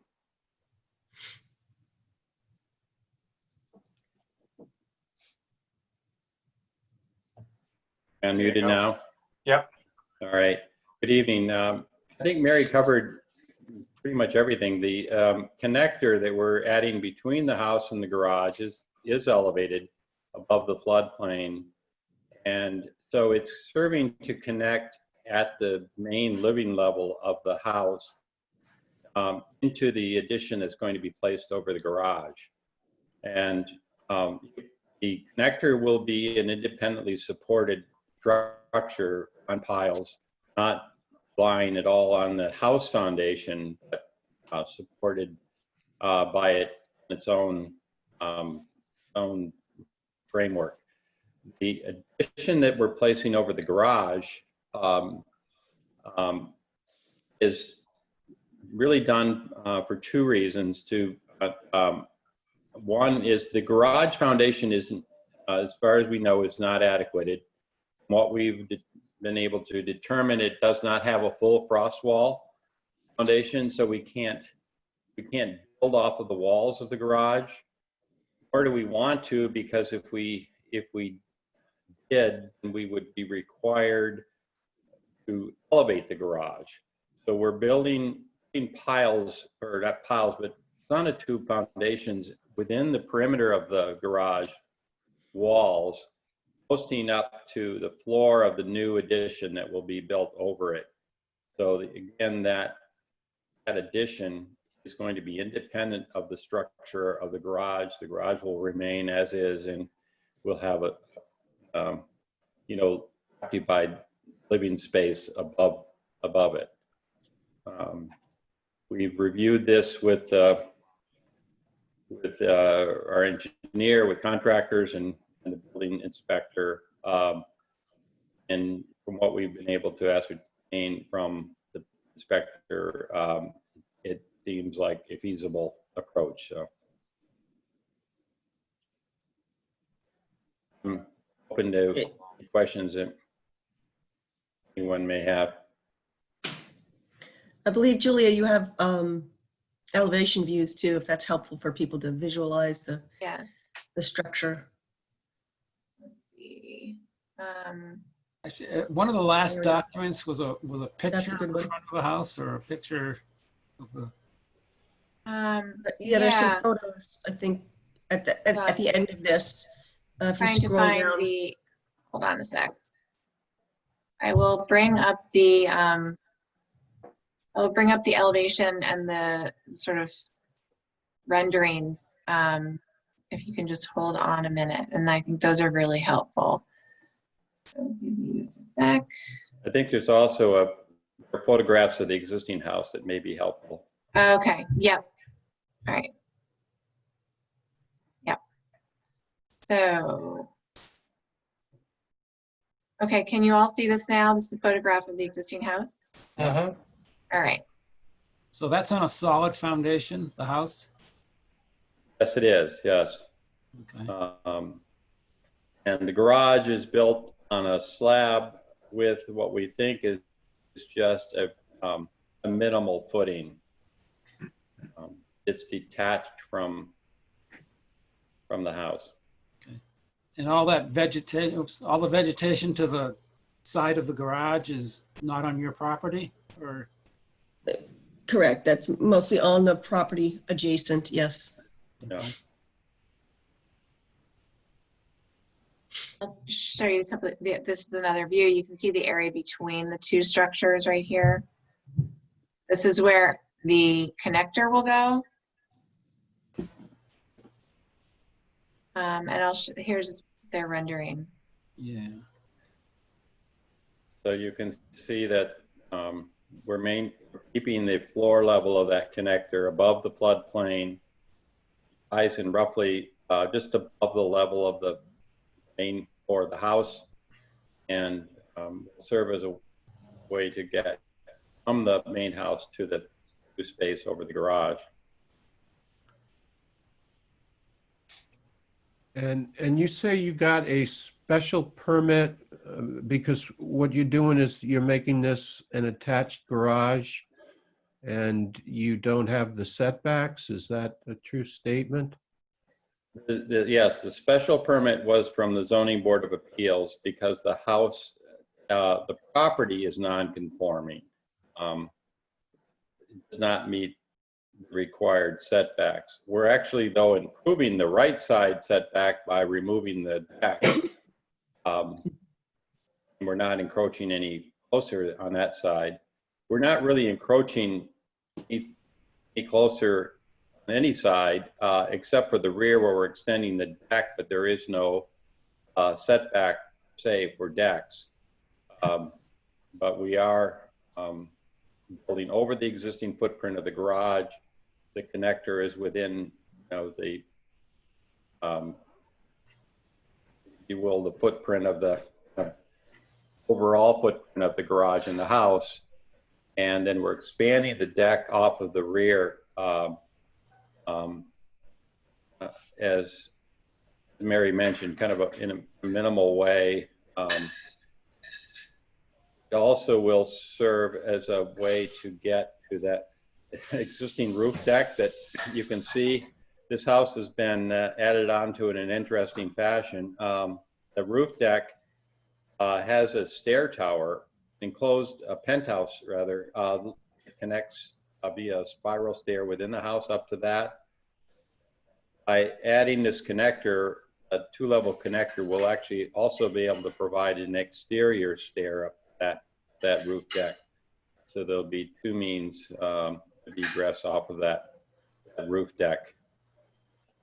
I guess that part of the reason for the question was that I just wanted to make certain that there was no other approvals that you needed for this, such that you might end up changing the plan that we're looking at tonight. We're not aware of any other approvals that are required beyond yours. We've received the special permit from the zoning board, and Okay. they were in agreement that the changes did not detrimental, and that, and in fact, they improve the appearance of the overall house. And if you go back to the front elevation, really for a moment, yeah, you can see that it does help to kind of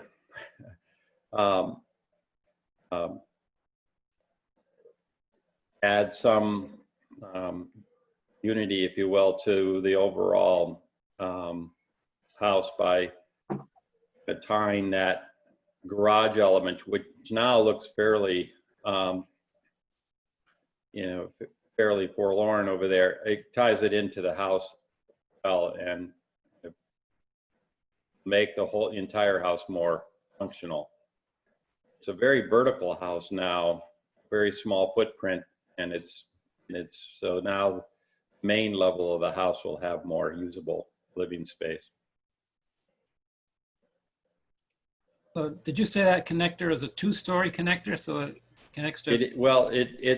It's a two-story connector in that it's a bridge connector, so that at the upper level where you can see those three windows, that's actually a hallway off of the new stairway that we're adding.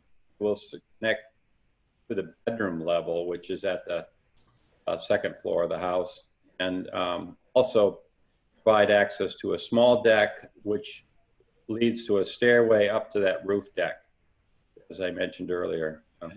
It's two levels only in the sense that it's providing a stairway or a hallway access at the second level, connecting over to the upper level. Currently, there's just a spiral staircase in this house leading from the first floor up to the second floor and then also up to that penthouse.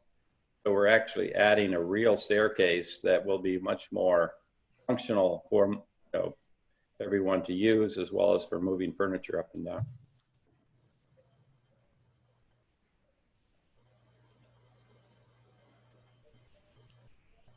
Okay, and you guys are just using sonotubes in the as footings for the addition to the garage? Correct. We're going to excavate for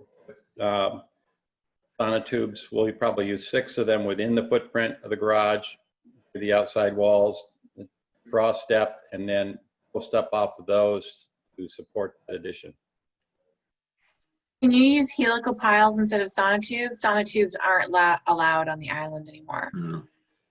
Well, we're using them within the framework, or within the support of the, or in the footprint of the garage. So it's within a disturbed area. We could, but it will be far more economical, and it's certainly a very suitable structural solution to use sonotube. We can auger those holes, place a tube in, fill it with concrete, and with minimal disturbance in it, far less cost than using a helical pile. We could use helical piles for the post supporting the connector if that was required.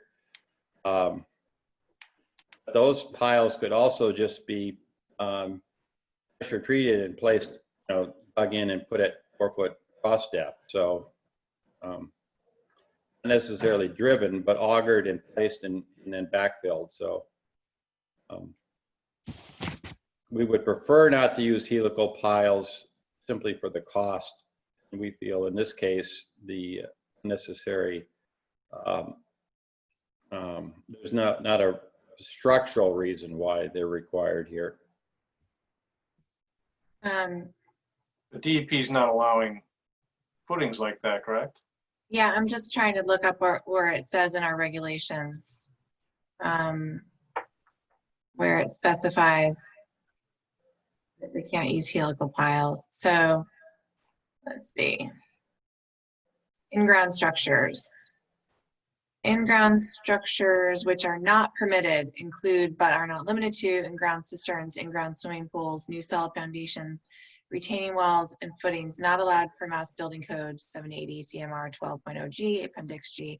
Footings include sonotubes or other poured in-ground structures. Driven piles should be used instead. So that's right out of our regs. Okay. I thought, yeah. Well, so it sounds like we could use either driven piles or helical piles. Yeah, exactly. All right. So we'll use either one of those is then in place of the sonotube.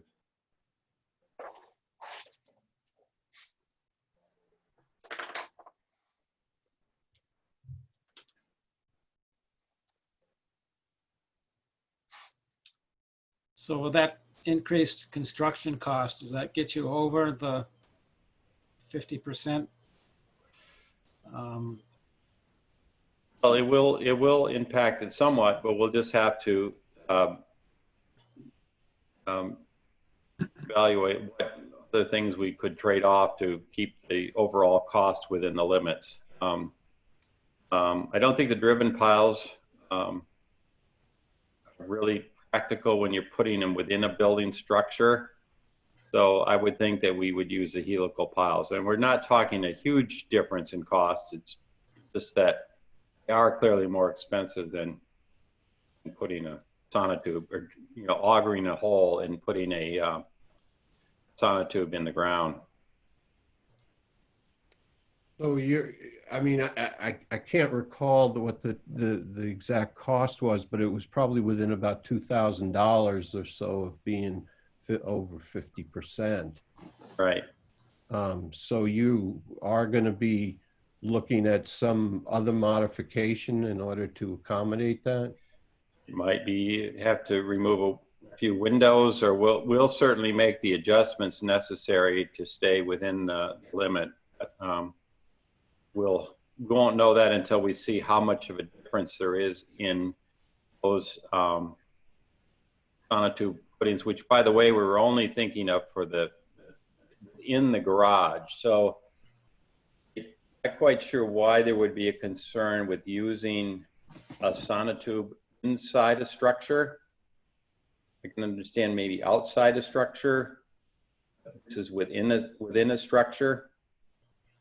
Well, I don't think we distinguish between the two, and there's certainly been a lot of folks who wanted to use sonotubes that we did not allow to use sonotubes. Mm-hmm. And sonotubes are sonotubes, and people are going to point at that and say, well, you let them use them. So right. Aren't I looking at something to that effect in this rendering? I mean, what are those posts that I'm looking at? The posts under the connector would be either driven or on helical. I was speaking about the posts inside the garage that are supporting that structure above the garage. Those would be, we need to get them down to frost depth, so we need, so we were proposing augering holes and putting sonotubes around 6 of them around the perimeter, and then posting up off of those to support that floor. We have to use helical piles. we'll do so. But we were looking at sonotubes as a more cost-effective solution. Is that, are you saying, I'm just trying to understand why. Is it because it's within the garage that it's easier to install something like the sonotube when you're within the structure? Yes, because So the what helical would the- pile also requires a fairly, if you've seen those screwed in, it requires a pretty good sized rig. Yeah.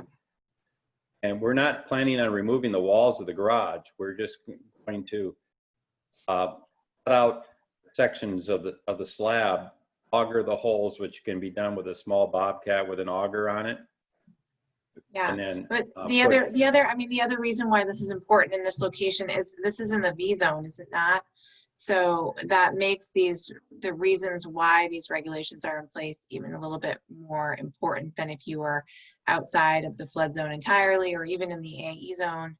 The fact that you're in the V zone, I think in this case, we really have to go by the letter of the law on things like this. all right. I'm still We'll find a a little way to make uncertain. it work then. I'm a bit uncertain. I'm looking at the rendering and I see posts coming down where the attachment's made. What are those? Underneath the raised connector? Are Yeah. those the posts you're referring to? Yeah. Yes, those will be supported by helical piles, or they'll be driven posts in that area. Because it's wide open there, we can get equipment in to do that. Whereas the posts inside the garage are going to be more challenging to get equipment in to drive a pile or even to install a helical pile. But we might have to remove a section of wall temporarily to get it, to get in, or we will be removing a portion of the roof so we can hopefully access it that way. But Yeah, I would think we you're felt going that to since we were inside a structure that had a concrete slab, that we would be fine with just installing them. Much as you would if you were, say, cutting out a slab and pouring in a footing for a post that came down, this would be kind of a similar solution. But if we are required to do helical piles, we will do it. Concrete footings aren't allowed Seems either. unnecessary, but we don't want to. Yeah, essentially, there's no Muddle the poured boat here. concrete allowed on the island. All right.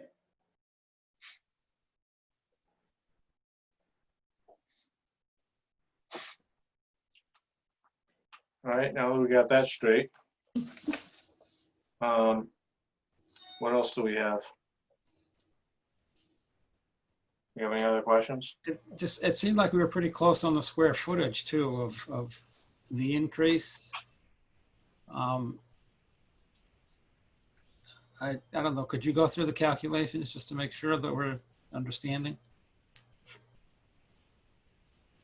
Mary, do you want to Yeah, review that? I'm trying to find my notes here on that. Hang on a second. I think has it changed since the, I guess the zoning board calculation is different than their floor area calculation is different, correct? Than the. Well, they're dealing with different issues. Here we're dealing with. Yeah, I'm looking for the habitable area calculation. Yeah. Julia, have you admitted Rebecca Barden to the meeting, by the way? I don't know. Does she have her hand up? Yes, she does. I'm sorry about that, Rebecca. Yes, probably has it right-handed. That's no problem. Can you hear me? Yep. Yes. Okay. I was part of the meeting at one point. I don't know what happened. So we must be talking about the habitable living space? Yes. Okay. So the increase was over the allotted increase, but the reason that that is allowed was because of using signing off on the existing foundation. So the original existing habitable living space was the 1,230, and we will be increasing to 2,058. Because we're not impacting the foundation of the existing house, there is an exemption that allows us to do that if we confirm that we're not impacting that foundation. So that was out of the regulations, the wetlands regulations. Mhm. 6B of the wetlands ordinance, sorry. Does that answer the question? Yeah, I just have had trouble understanding that myself sometimes. Yeah. So we have sent a letter to the building inspector stating that and trying to clarify how that's being done. We're supporting the connector independently and not relying on the foundation of the existing house. We're not changing the foundation of the existing house at all. We felt we met the criteria for that exemption. Building inspector has not responded that I know of. Is that correct, Becky? Not as of yet. Yeah, I think he's very busy. So I've been trying to. I think that there would not be any, as far as I can surmise, any disagreement based on how we're supporting the connector. We're not impacting the foundation of the house whatsoever. So it allows us to go over the 25%. 25%, yep. Of living space, correct, Correct. yeah. Yes. That's not an issue that the zoning board necessarily addresses in their regulations. Yes, and that is for the habitable living space, but we are under the building footprint increase. So that Right. met, yeah. Right. I think you're at 17% of the footprint increase, correct? That's correct, yes. Yeah, so that's under the 20, because they're in the V zone, so they can only do redevelopment if it stays below a 20% increase in the footprint of the existing structure. So they're at 17% there. They're okay with the solid foundation structurally, so they can go above the 25%. I believe that's correct, right? Yes. And then it's just the 50% increase in value, which would be the last part of the threshold to require them to go up on pilings. And they are just below that increase in the assessed value. But that could change with the increase in the pilings. Is that correct? Correct. We'll have, as I said, we'll have to adjust perhaps something. It could be fewer windows, but I don't expect it's going to be a significant increase because we're talking only about 6 aisles that we were previously going to build as sonotubes, and now we have to build as helicals. Mm-hmm. So would you guys be able to give us a revised calculation for the substantial improvement? We could. We'll ask the contractor to update his estimate and to provide that. How many estimates do you have? I thought the one that I saw was an engineer's estimate and not the contractor's. No, we have an estimate from a contractor from Bob Imlach from Swayze and Alexander. Okay, I didn't know that was part of the filing. All I saw was what was the engineer's estimate. I think Julia had that estimate up earlier on the screen. Yeah. You just flashed that. Hold on. I think it was sent separately from the notice of intent, which is why. Yeah, this was the original estimate, but if you hold on a sec, I can also find what was sent separately Just scroll up from there, Julie. Scroll up a little bit. Okay, hold on. Oh, sorry. So up here, Joe? Yeah, well, no, down on that same page, you can see, Here. Who it was. yes, Yeah, just a Robert little more Imlach. up Yeah. to the top of that page. There it is. So there's Imlach and Swayze and Alexander. Okay, so that's the contractor's estimate. There was no engineer's estimate. I don't know why I thought it was.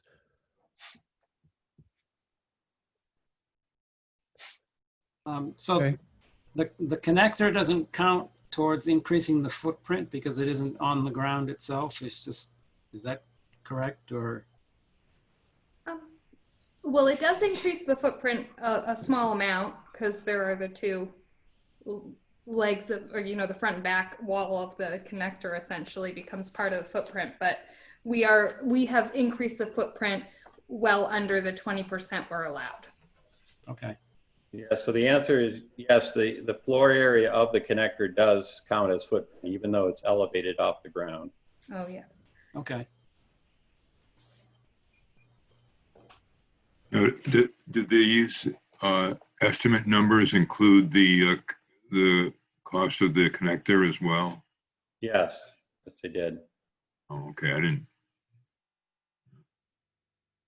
Didn't break out that separately, but it's all part of the framing and roofing and other line items there. Yeah.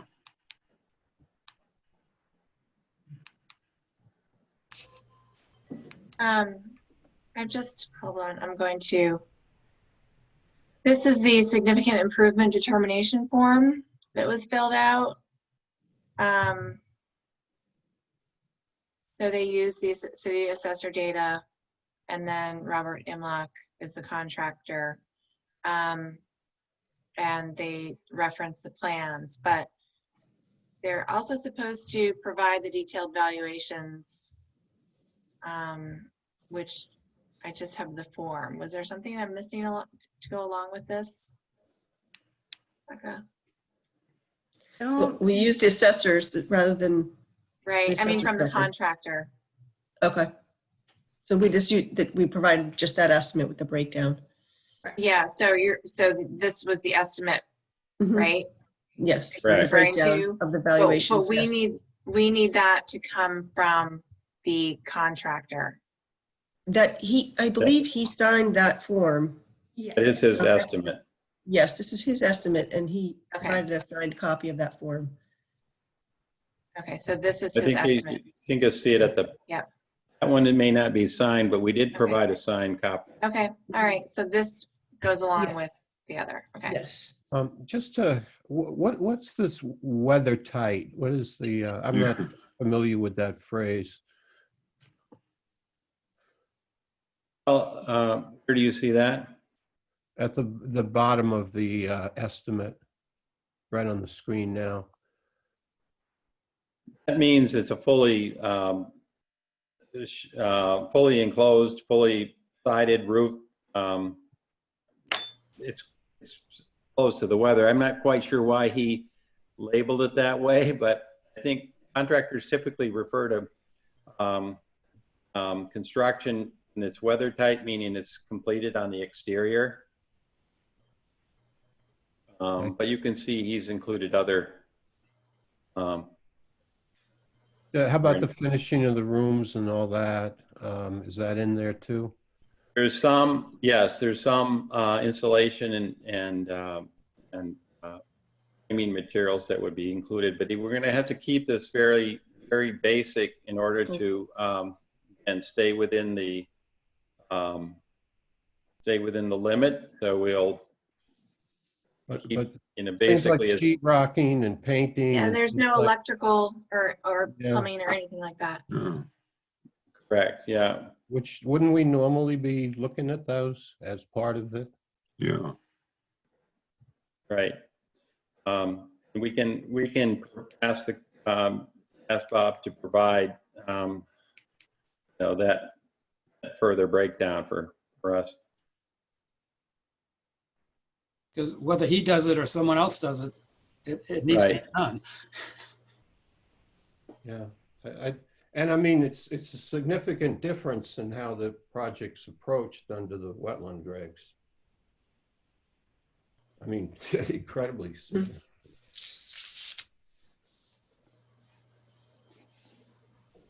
Okay, so we'll get a revised budget and substantial improvement analysis.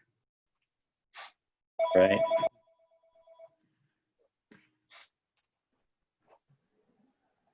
Okay, so we'll need that. Do we have anything else for this evening? I'm okay for now. So we're looking at a continuous, correct? Yeah. And when would you like to continue this to? First meeting in October? That would be October 6th. That's 3 weeks from today. Mm-hmm. Is that enough? That's certainly sufficient time for us to get our information together. Okay.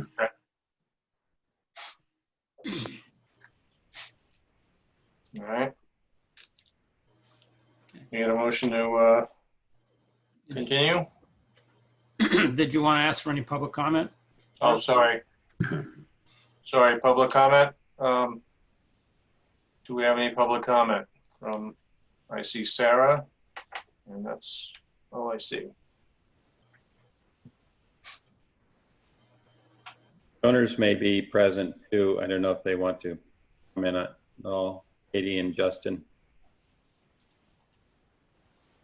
Yeah, you're welcome to talk if you like. I think I'm good at this time. Okay. Okay, I'll make a motion to continue to October 6th. Second. All right, Paul Healy, Yes. Steve Moore, Yes. David Vine, Yes. Jane Sender, Yes. and I vote yes. All right, thank you. Thank you. All right, thank you. Thanks. All right, get a motion to close the public hearings? So moved. Second. All right, Paul Healy, Yes. Steve Moore, Yes. David Vine, Yes. Jane Sender, Yes. and I vote yes. All right, enforcements and violations. Judy, do we have something from Tom? We don't have anything from Tom on 1176th Street. Did he mention something right before Yeah. he left? Yeah, he said he sent you something. Oh, okay. Well, he didn't get me something that I saw, so he must have just sent it. So I'll check that tomorrow. I'll check in on that tomorrow. There is an issue though on Nancy Street that a neighbor called about last week, and I went out and took a look. At the end of Nancy Street, there's a home on each side facing the marsh and the basin, and looking sort of, I guess, northeast out over the basin. And they, this particular property, 8 Nancy Street, it looks as though someone has, and they're right on the marsh because they're right at the end of the street. It looks as though they have dug out some of the marsh grasses adjacent to their house and filled it in with sand and placed a bunch of rocks in other areas as well. I'm going to see if I can just bring up a photo to show you. It's a photo that I took while I was out there. So just hold on one sec and I will see if I can call it up.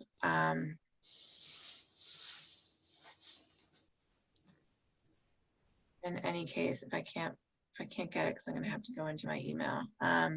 Just give me a minute. I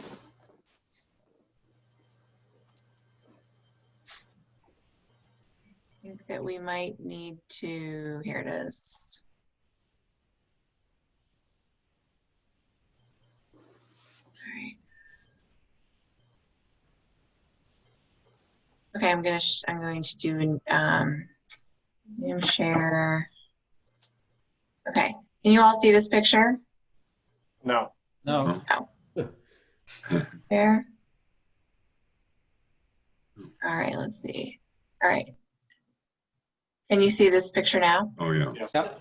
Okay, so there's not a lot of perspective here, but to the very right, so this gray house with the shingle is the last house at the end of Nancy Street. The neighbor's house across Nancy Street is this other gray shingle one behind. And so they're both on either side of Nancy Street. And to the right, immediately to the right of both of them is the marsh and the basin. And so all in here was actually sort of the edge of salt marsh coming up in from the basin. And this area in here, you can see sort of like these rocks are placed, and then there's this, it looks like dirt, but it's actually sand all in here where the arrow is.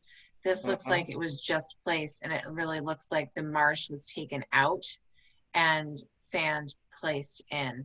And the neighbor says that she's been watching the owners of this house do this over the past year, 2 years, incrementally moving rocks down in here, pulling out salt marsh, putting in sand, etc. So I think that it is worth, and then this neighbor is going to get me some photos, some sort of like pre-existing condition photos so that we can see the difference. I think, I'm not sure whether it makes sense to send a notice of violation now or once we get the photos from the neighbor. I think when you're out there, it's pretty clear that something's been going on. So I'm tempted to send a notice of violation now and just ask them to come in and explain. And then hopefully we get the photos and they will show a little bit more sort of evidence of a difference in the conditions. Oh, the aerial. What? The aerial photo shows the one from April shows a ton of rocks coming off of the end of Nancy Street. Right. The neighbor has said that these people have been moving those rocks out there. Sort of over to the right, you mean, at like the end of the house? I'm trying to get my perspective here. I think I have it. Seems like a lot of them go next to the neighbor's house, like behind the neighbor's house on the neighbor's property. Yeah, I'm not really sure what, so the neighbor's property, it's actually all owned by the same homeowner. That's what the neighbor said. So I'm confused. You know, I went out there and looked at it. I don't have before and after photos, so it's hard to kind of understand exactly what's been happening. But yeah, there are a lot of rocks that go out down in front of that property. The neighbor who called says that this particular homeowner has been the ones moving those rocks down there, sort of off of the end of the road and into the marsh area in front of the house. She doesn't know why they're doing it. I'm not really sure what to make of it either, but it doesn't look like a healthy original sort of marsh condition. It's just hard to know who's been doing what and why.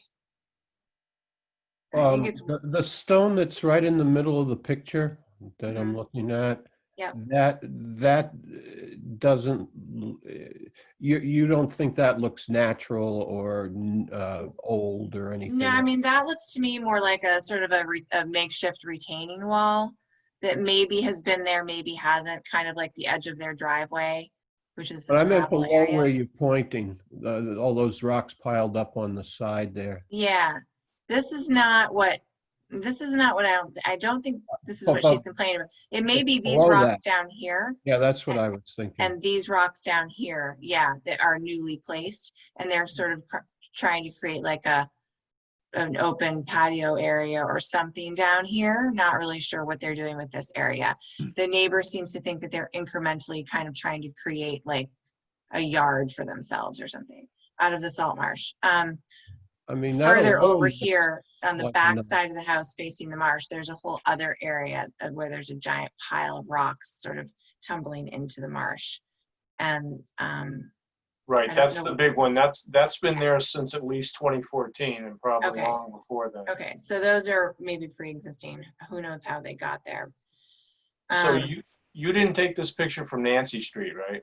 No, I didn't. I took this picture from the street adjacent. What would that be? That would be Martha Street.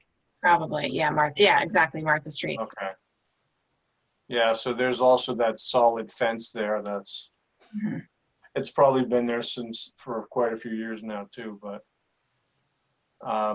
okay, I'm trying to get my bearings on where all this is. And I'm sorry I don't have more photos. I mean, Joe, I can get more photos and send them to you. Send them to you all tomorrow, or we can wait and get the photos from the neighbor, sort of like the pre-impact photos, and see what we think. I don't want to send a notice of violation to someone who hasn't done anything wrong, but I have to admit that it does not, when you're out there, if you go down to the end of Nancy Street and walk out and sort of look left, you can see this, and it really does look as though someone has been messing around in the marsh. So, okay. So right. beyond the edge of the rocks, they've put sand? Yeah. So this area also, this is like this line of rocks, and then some more like crushed stone in here, and then kind of like a retaining wall. I don't know how long any of that's been there, but this should all really just be part of the salt marsh. And now there's this big sort of area that's all sand, and it looks very much like newly placed sand. So the neighbor said that they've been digging out the salt marsh vegetation and putting this sand in there. I'm just thinking, and if you're going to send them a violation, I mean, we don't have to necessarily have this all, staked out, but if we do see something like what you're describing here that you can see, then maybe it's time for them to start explaining. Right. We don't have to necessarily have to. We're not saying there has been a violation. We're saying that it appears that there may be a violation. Right. Would you please come in and just explain what's happening on your property? Yeah. Okay. Yeah, it's hard to tell from the aerial photo. Yeah. What I'm looking at. Right. I looked at the aerials too, and it's fuzzy, and it's not a huge area. So, and it is sort of vegetated all around, so it's hard to see what might have been there and what wasn't. Yeah, I would say a notice of violation would be good. Okay. I'll make it gentle and see if we get a response. Yeah. It'd be nice to get the photos from the neighbors before they come in, just so we have something to stand on, maybe. Yeah, I would rather have that too. Yeah, we can get those. Well, do you want to back off a little and just tell them that, that we have some questions and not turn it into a formal thing at this point, or do you want to turn We it? do that. Yeah, I mean, I could just go knock on their door. I mean, it would look like whatever they're eventually going to do here is going to involve a lot of work. So, I mean, it's not like, right. It looks like everything's been done. So, yeah, it has been. So getting them to know that they can't do anything. Yeah, like the neighbor who called, I talked with her again today. She said that now the other neighbor, maybe, I don't know, she said the one on the other side of this person, they have been out there with weed whacking the marsh in front of their house. And so it's sort of like one person's doing it. So everyone's starting to think that they can do it too. She's worried that everyone's just gonna, go in there and destroy the marsh. Yeah. So it's just, maybe I'll wait and see if I can get some photos from her that show this more clearly. And then send something. And basically what she's doing is she's creating a way for the water to come up onto the property too. Right. Right. Or they are, not she, but they are. Right. Yeah, it looks pretty close to the high tide line there.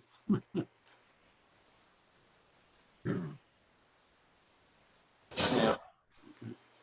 All right. Yeah, I'm more, I think a notice of violation would be, a general notice of violation will probably be better to get it on the record. And Yeah, I'm But if you- fine with that. Yeah. I just don't want us to delay too much because No.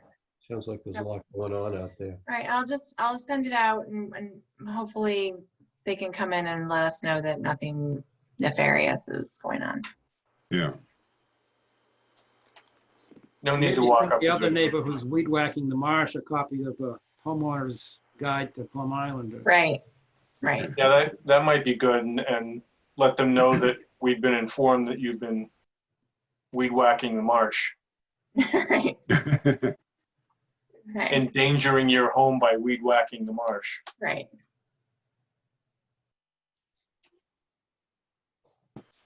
Okay, that's it. That's all I got for violations.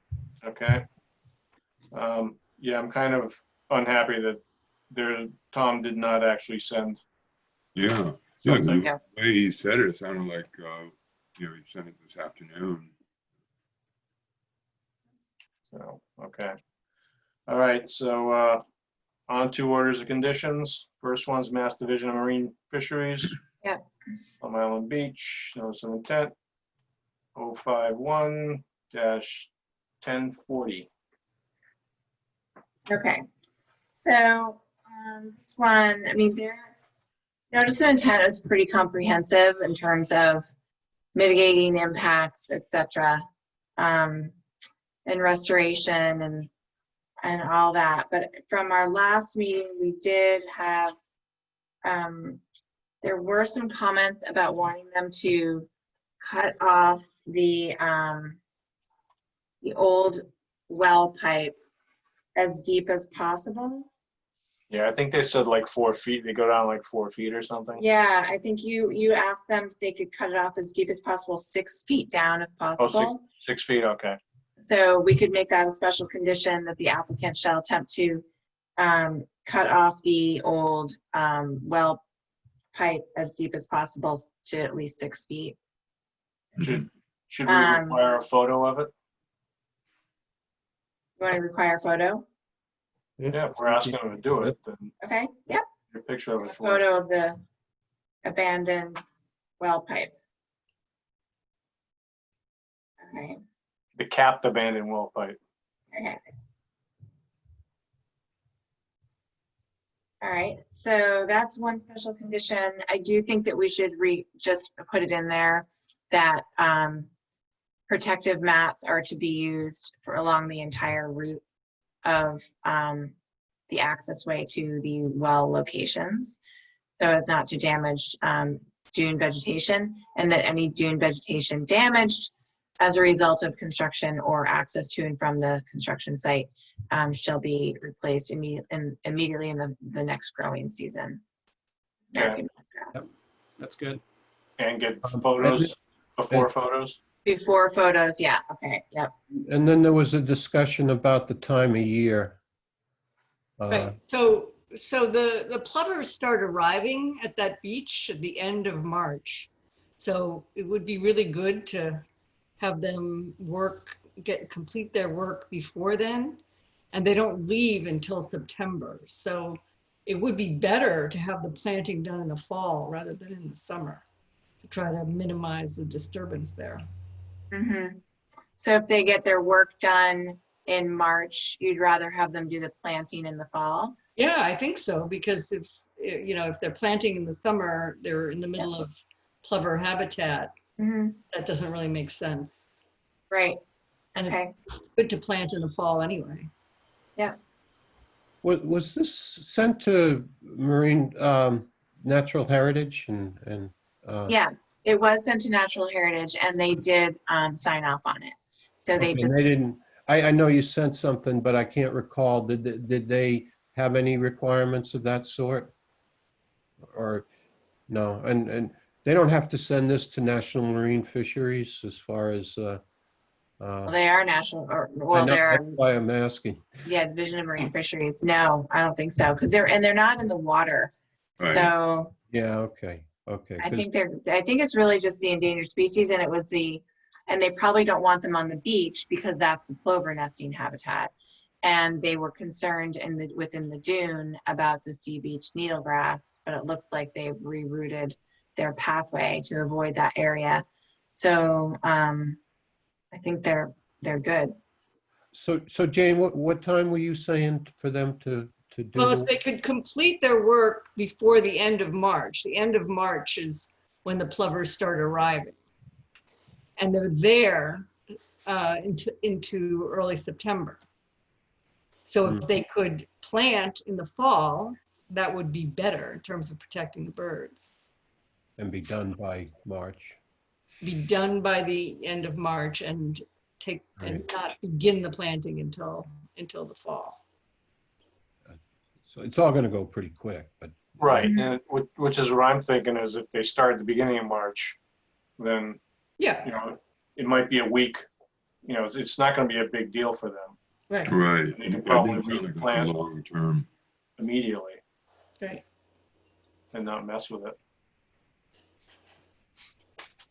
Yeah, I think if they started like the 1st of March and were done with everything, even the planting by the end of March, it would cost them less because they Construction Get it done. construction to be conducted in March and complete by the end of March. Is that Planting consistent? shall be conducted prior to April. Isn't it, what's our normal window? I think it's like April 15th to September 1st is the window, but we could say planting shall be, if planting cannot be conducted or completed by the end of March, it shall be completed in the fall, of the following fall. Yeah. I mean, they probably can't plant in March. It's a little early, I think. Yeah. Didn't we say April's though better. that they were gonna do it in the fall, winter, which again is not a problem with the plovers. Yeah, And they mentioned something about some of these plants would be dormant and so forth. They didn't seem. Yeah, I don't think they're going to object to that. I just think it would be good to have it be very specific so they can't say, well, we tried to, plant when you wanted us to or whatever. Well, I guess. Planting in the fall. If we say that construction shall take place in the month of March and be complete by the end of March, and planting shall take, any mitigation planting required shall take place immediately, the fall immediately following end of construction. Well, maybe we want to say it shall be completed before the end of March and let them do it whenever they want. You know, Right. they might go out in February. Yeah, okay, right, okay, got it. Right, okay. maybe just say no construction from April 1st until September 15th, and then they can choose any other time to do it. Yeah. Yeah.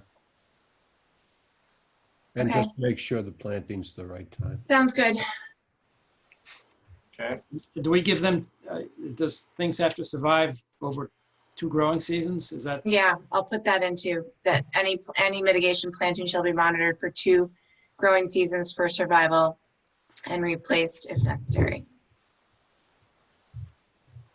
Okay. I think things will probably take pretty quickly in that location if they do it at the right time of year and use healthy plants.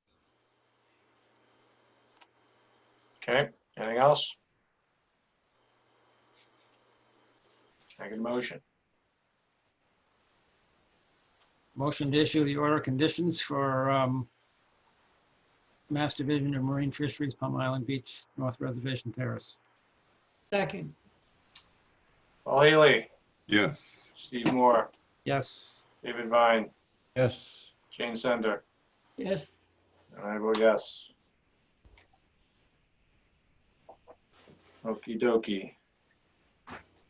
Next one, John Filippo, Newburyport Yacht Club, 300 to 302R Merrimack Street, 051 1041. Okay.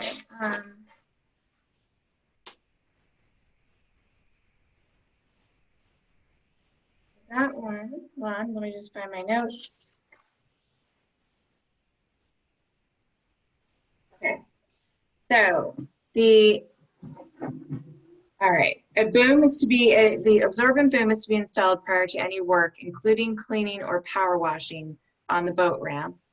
All work to repave the boat ramp shall be done at low tide within 1 tide cycle. The boom shall be left in place until the pavement has been stabilized and no sheen is present during an entire high tide cycle. There shall be a pre-construction meeting prior to any work taking place on the boat ramp to confirm that the boom is on site and placed appropriately.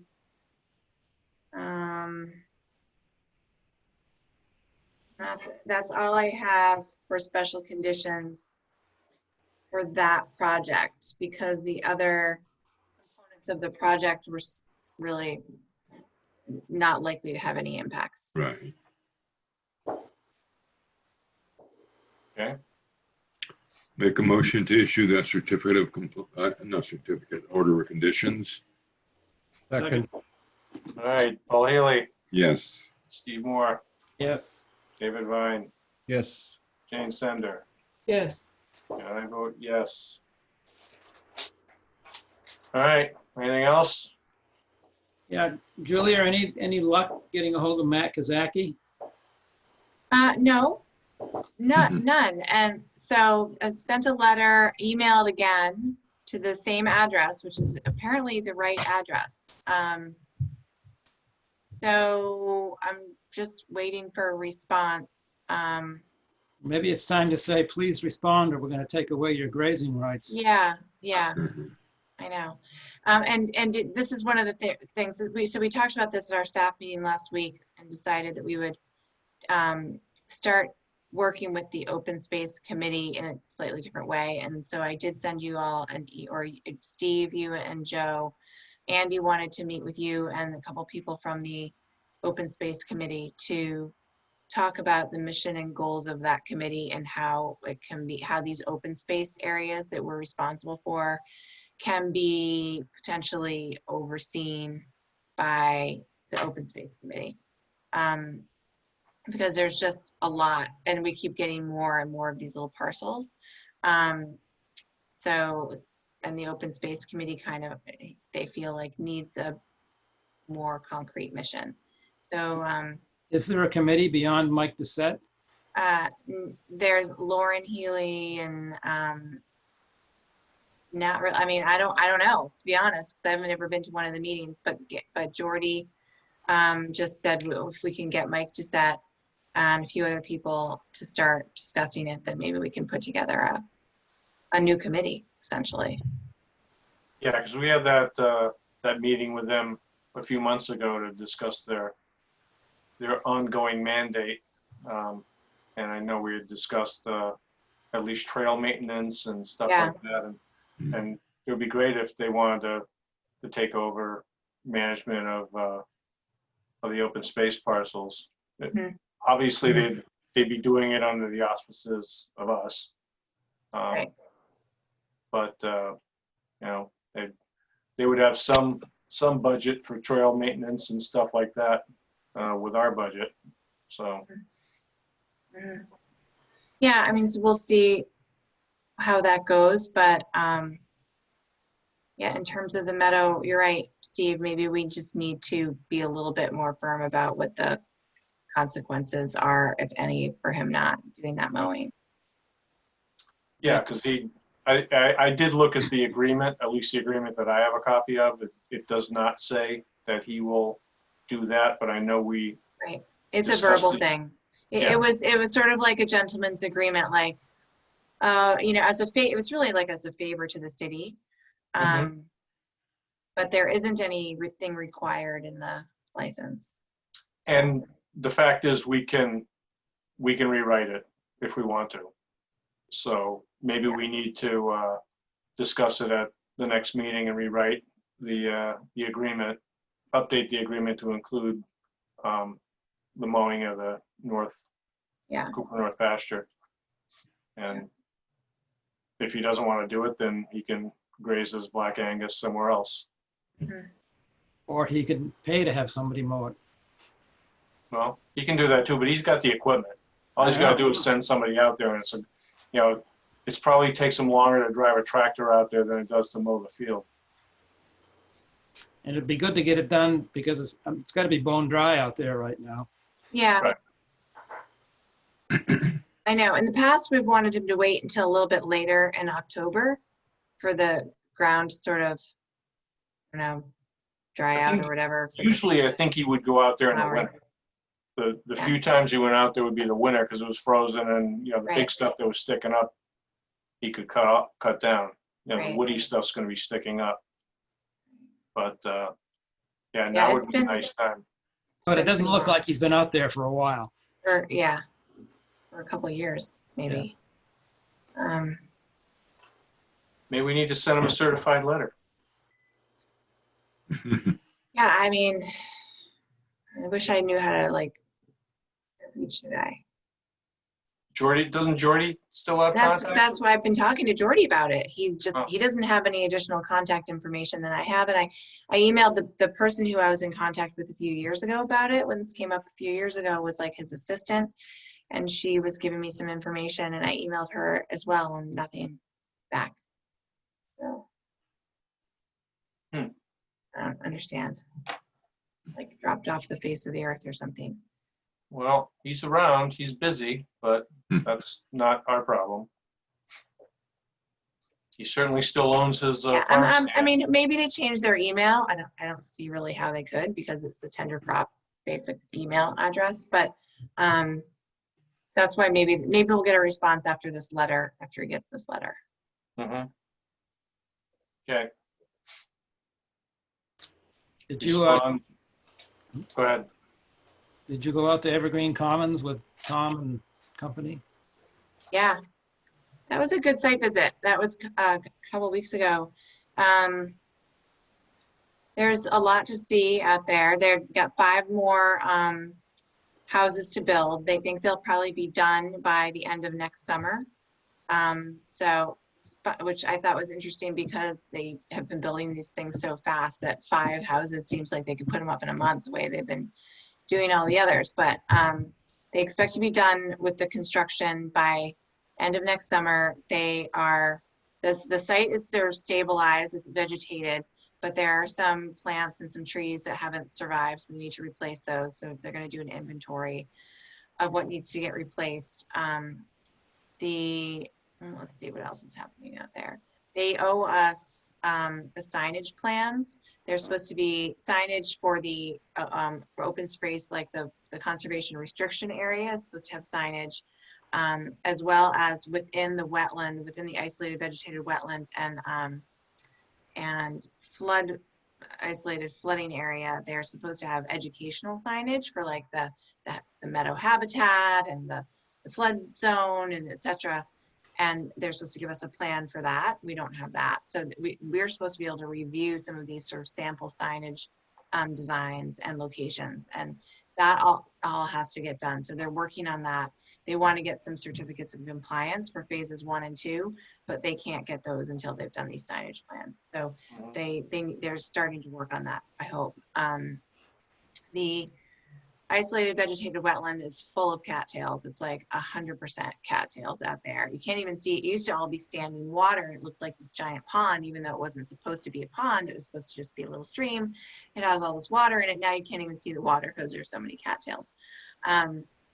They're building a bridge though. There's supposed to be a bridge that goes from one side of the vegetated wetland onto an island in the middle, and then from the island way over to the other side and connect to the other path. They've put the footings in for the bridge. By now, they may have actually started constructing the bridge, so that at least they're working on that piece. So they're moving. I'm less concerned that they're just going to run away from this thing and not finish with their required responsibilities. But you know, there's still a lot that needs to get done. Is there a connection to the Whittier Trail yet? There's not that I know of. No. Because that was part of the plan, right? Yeah, well, it was a question. There was a question mark about whether or not they could connect up there to the up to the 95 and the and the connector trail. And apparently they haven't had any luck working with DOT on that connection. So there was a little sort of squiggle of a connector shown on the project plans, but Right. apparently was never agreed to. And so, and then when they approached DOT, I think we were under the impression that was going to happen. yeah, I don't know. We can talk to them about that when they come in for an amendment. So the other thing they're doing is they're coming in for an amendment to the permit so that they can, we can allow pools to go in under certain special conditions. It's also being reviewed by the Water Division and everyone else. So it would be consistent between our permit and the planning board permit and the Water Supply Protection District permit. They're apparently working on all these things. We haven't gotten anything, but it was a good site visit, and I was happy to see that the site was stabilized at least. The stormwater rain garden seemed to be working. You know, there's some maintenance issues for sure out there. The pathways are sort of all growing in with weeds and stuff, and so, and they haven't finished all the pathways yet. So apparently they're going to finish the pathways still when as they continue to work on some of these houses. Once they get certain sites cleaned up, they're gonna be able to finish pathways. And then they will start maintenance of all the other pathways. But long-term, once the developer leaves, this maintenance is gonna be the responsibility of the homeowners association. So the homeowners association is going to have to fund it and make sure that it all gets done. And so, I mean, that's going to be up to them. And It's a little bit like hard to know how things might change once the developer leaves and everything falls into the hands of the homeowner association. Well, we'll find out. There are several projects like that we're going to find out about. Yeah. So with my comment about maybe putting a motocross track on that upland behind the new development there on Cooper's Lane, or whatever it is, Cooper Farm Lane. Anybody have any comments on that? Well, I don't know that I'm entirely for it. I mean, I understand the kids need a place to do something, but that's a really nice open area there that has a lot of wildlife habitat. And if you put a trail in there and got kids running all over the place, that's going to go away. Yeah, no, I understand that. It's just they're going all around town trashing places. Right. Having some sort of controlled spot. Yeah. I mean, I agree. I think that they're like at Atkinson Common, I've been through there. I've seen the trails that they started back in the spring. And I think because it's kind of haphazard, it did some damage to the wooded area in there. But you're right, like if the city were to say, okay, here's an area where we can build some biking trails, and they created the trails and let people use the designated trails rather than kind of making their own and going wherever they want and pushing a tree down here and putting a pile of dirt over here, then we may end up with a better situation. Right. So whether it's back there or whether it's in Atkinson Common or somewhere else where it can just be more controlled, I think might be the best way to go. Yeah, and then obviously there's kids all over the place. There's, Steve saw those 4 kids back on the farm area. They're doing it, out of sight. And if, there's a place, at least in a place like that, if somebody got injured, you'll have houses around there and, easy access to the hospital that's a half a mile away.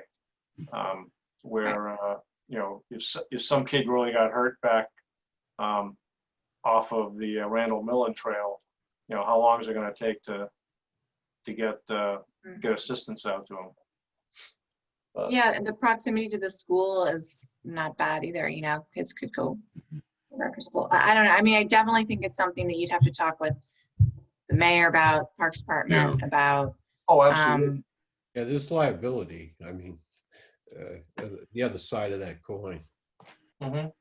Which they have at the skateboard park too. Yeah. So it would be the same setup there. But food for thought. Yeah. All right. Anything else? Motion to adjourn. Second, All right. Paul Haley, yes. Steve Moore, Yes. David Vine, Yes. Jane Sender, Yes. and I vote yes. Huh. Have a good 3 weeks, folks. Okay. You too. Thanks, Talk to Night, you later. everyone. Night. Night.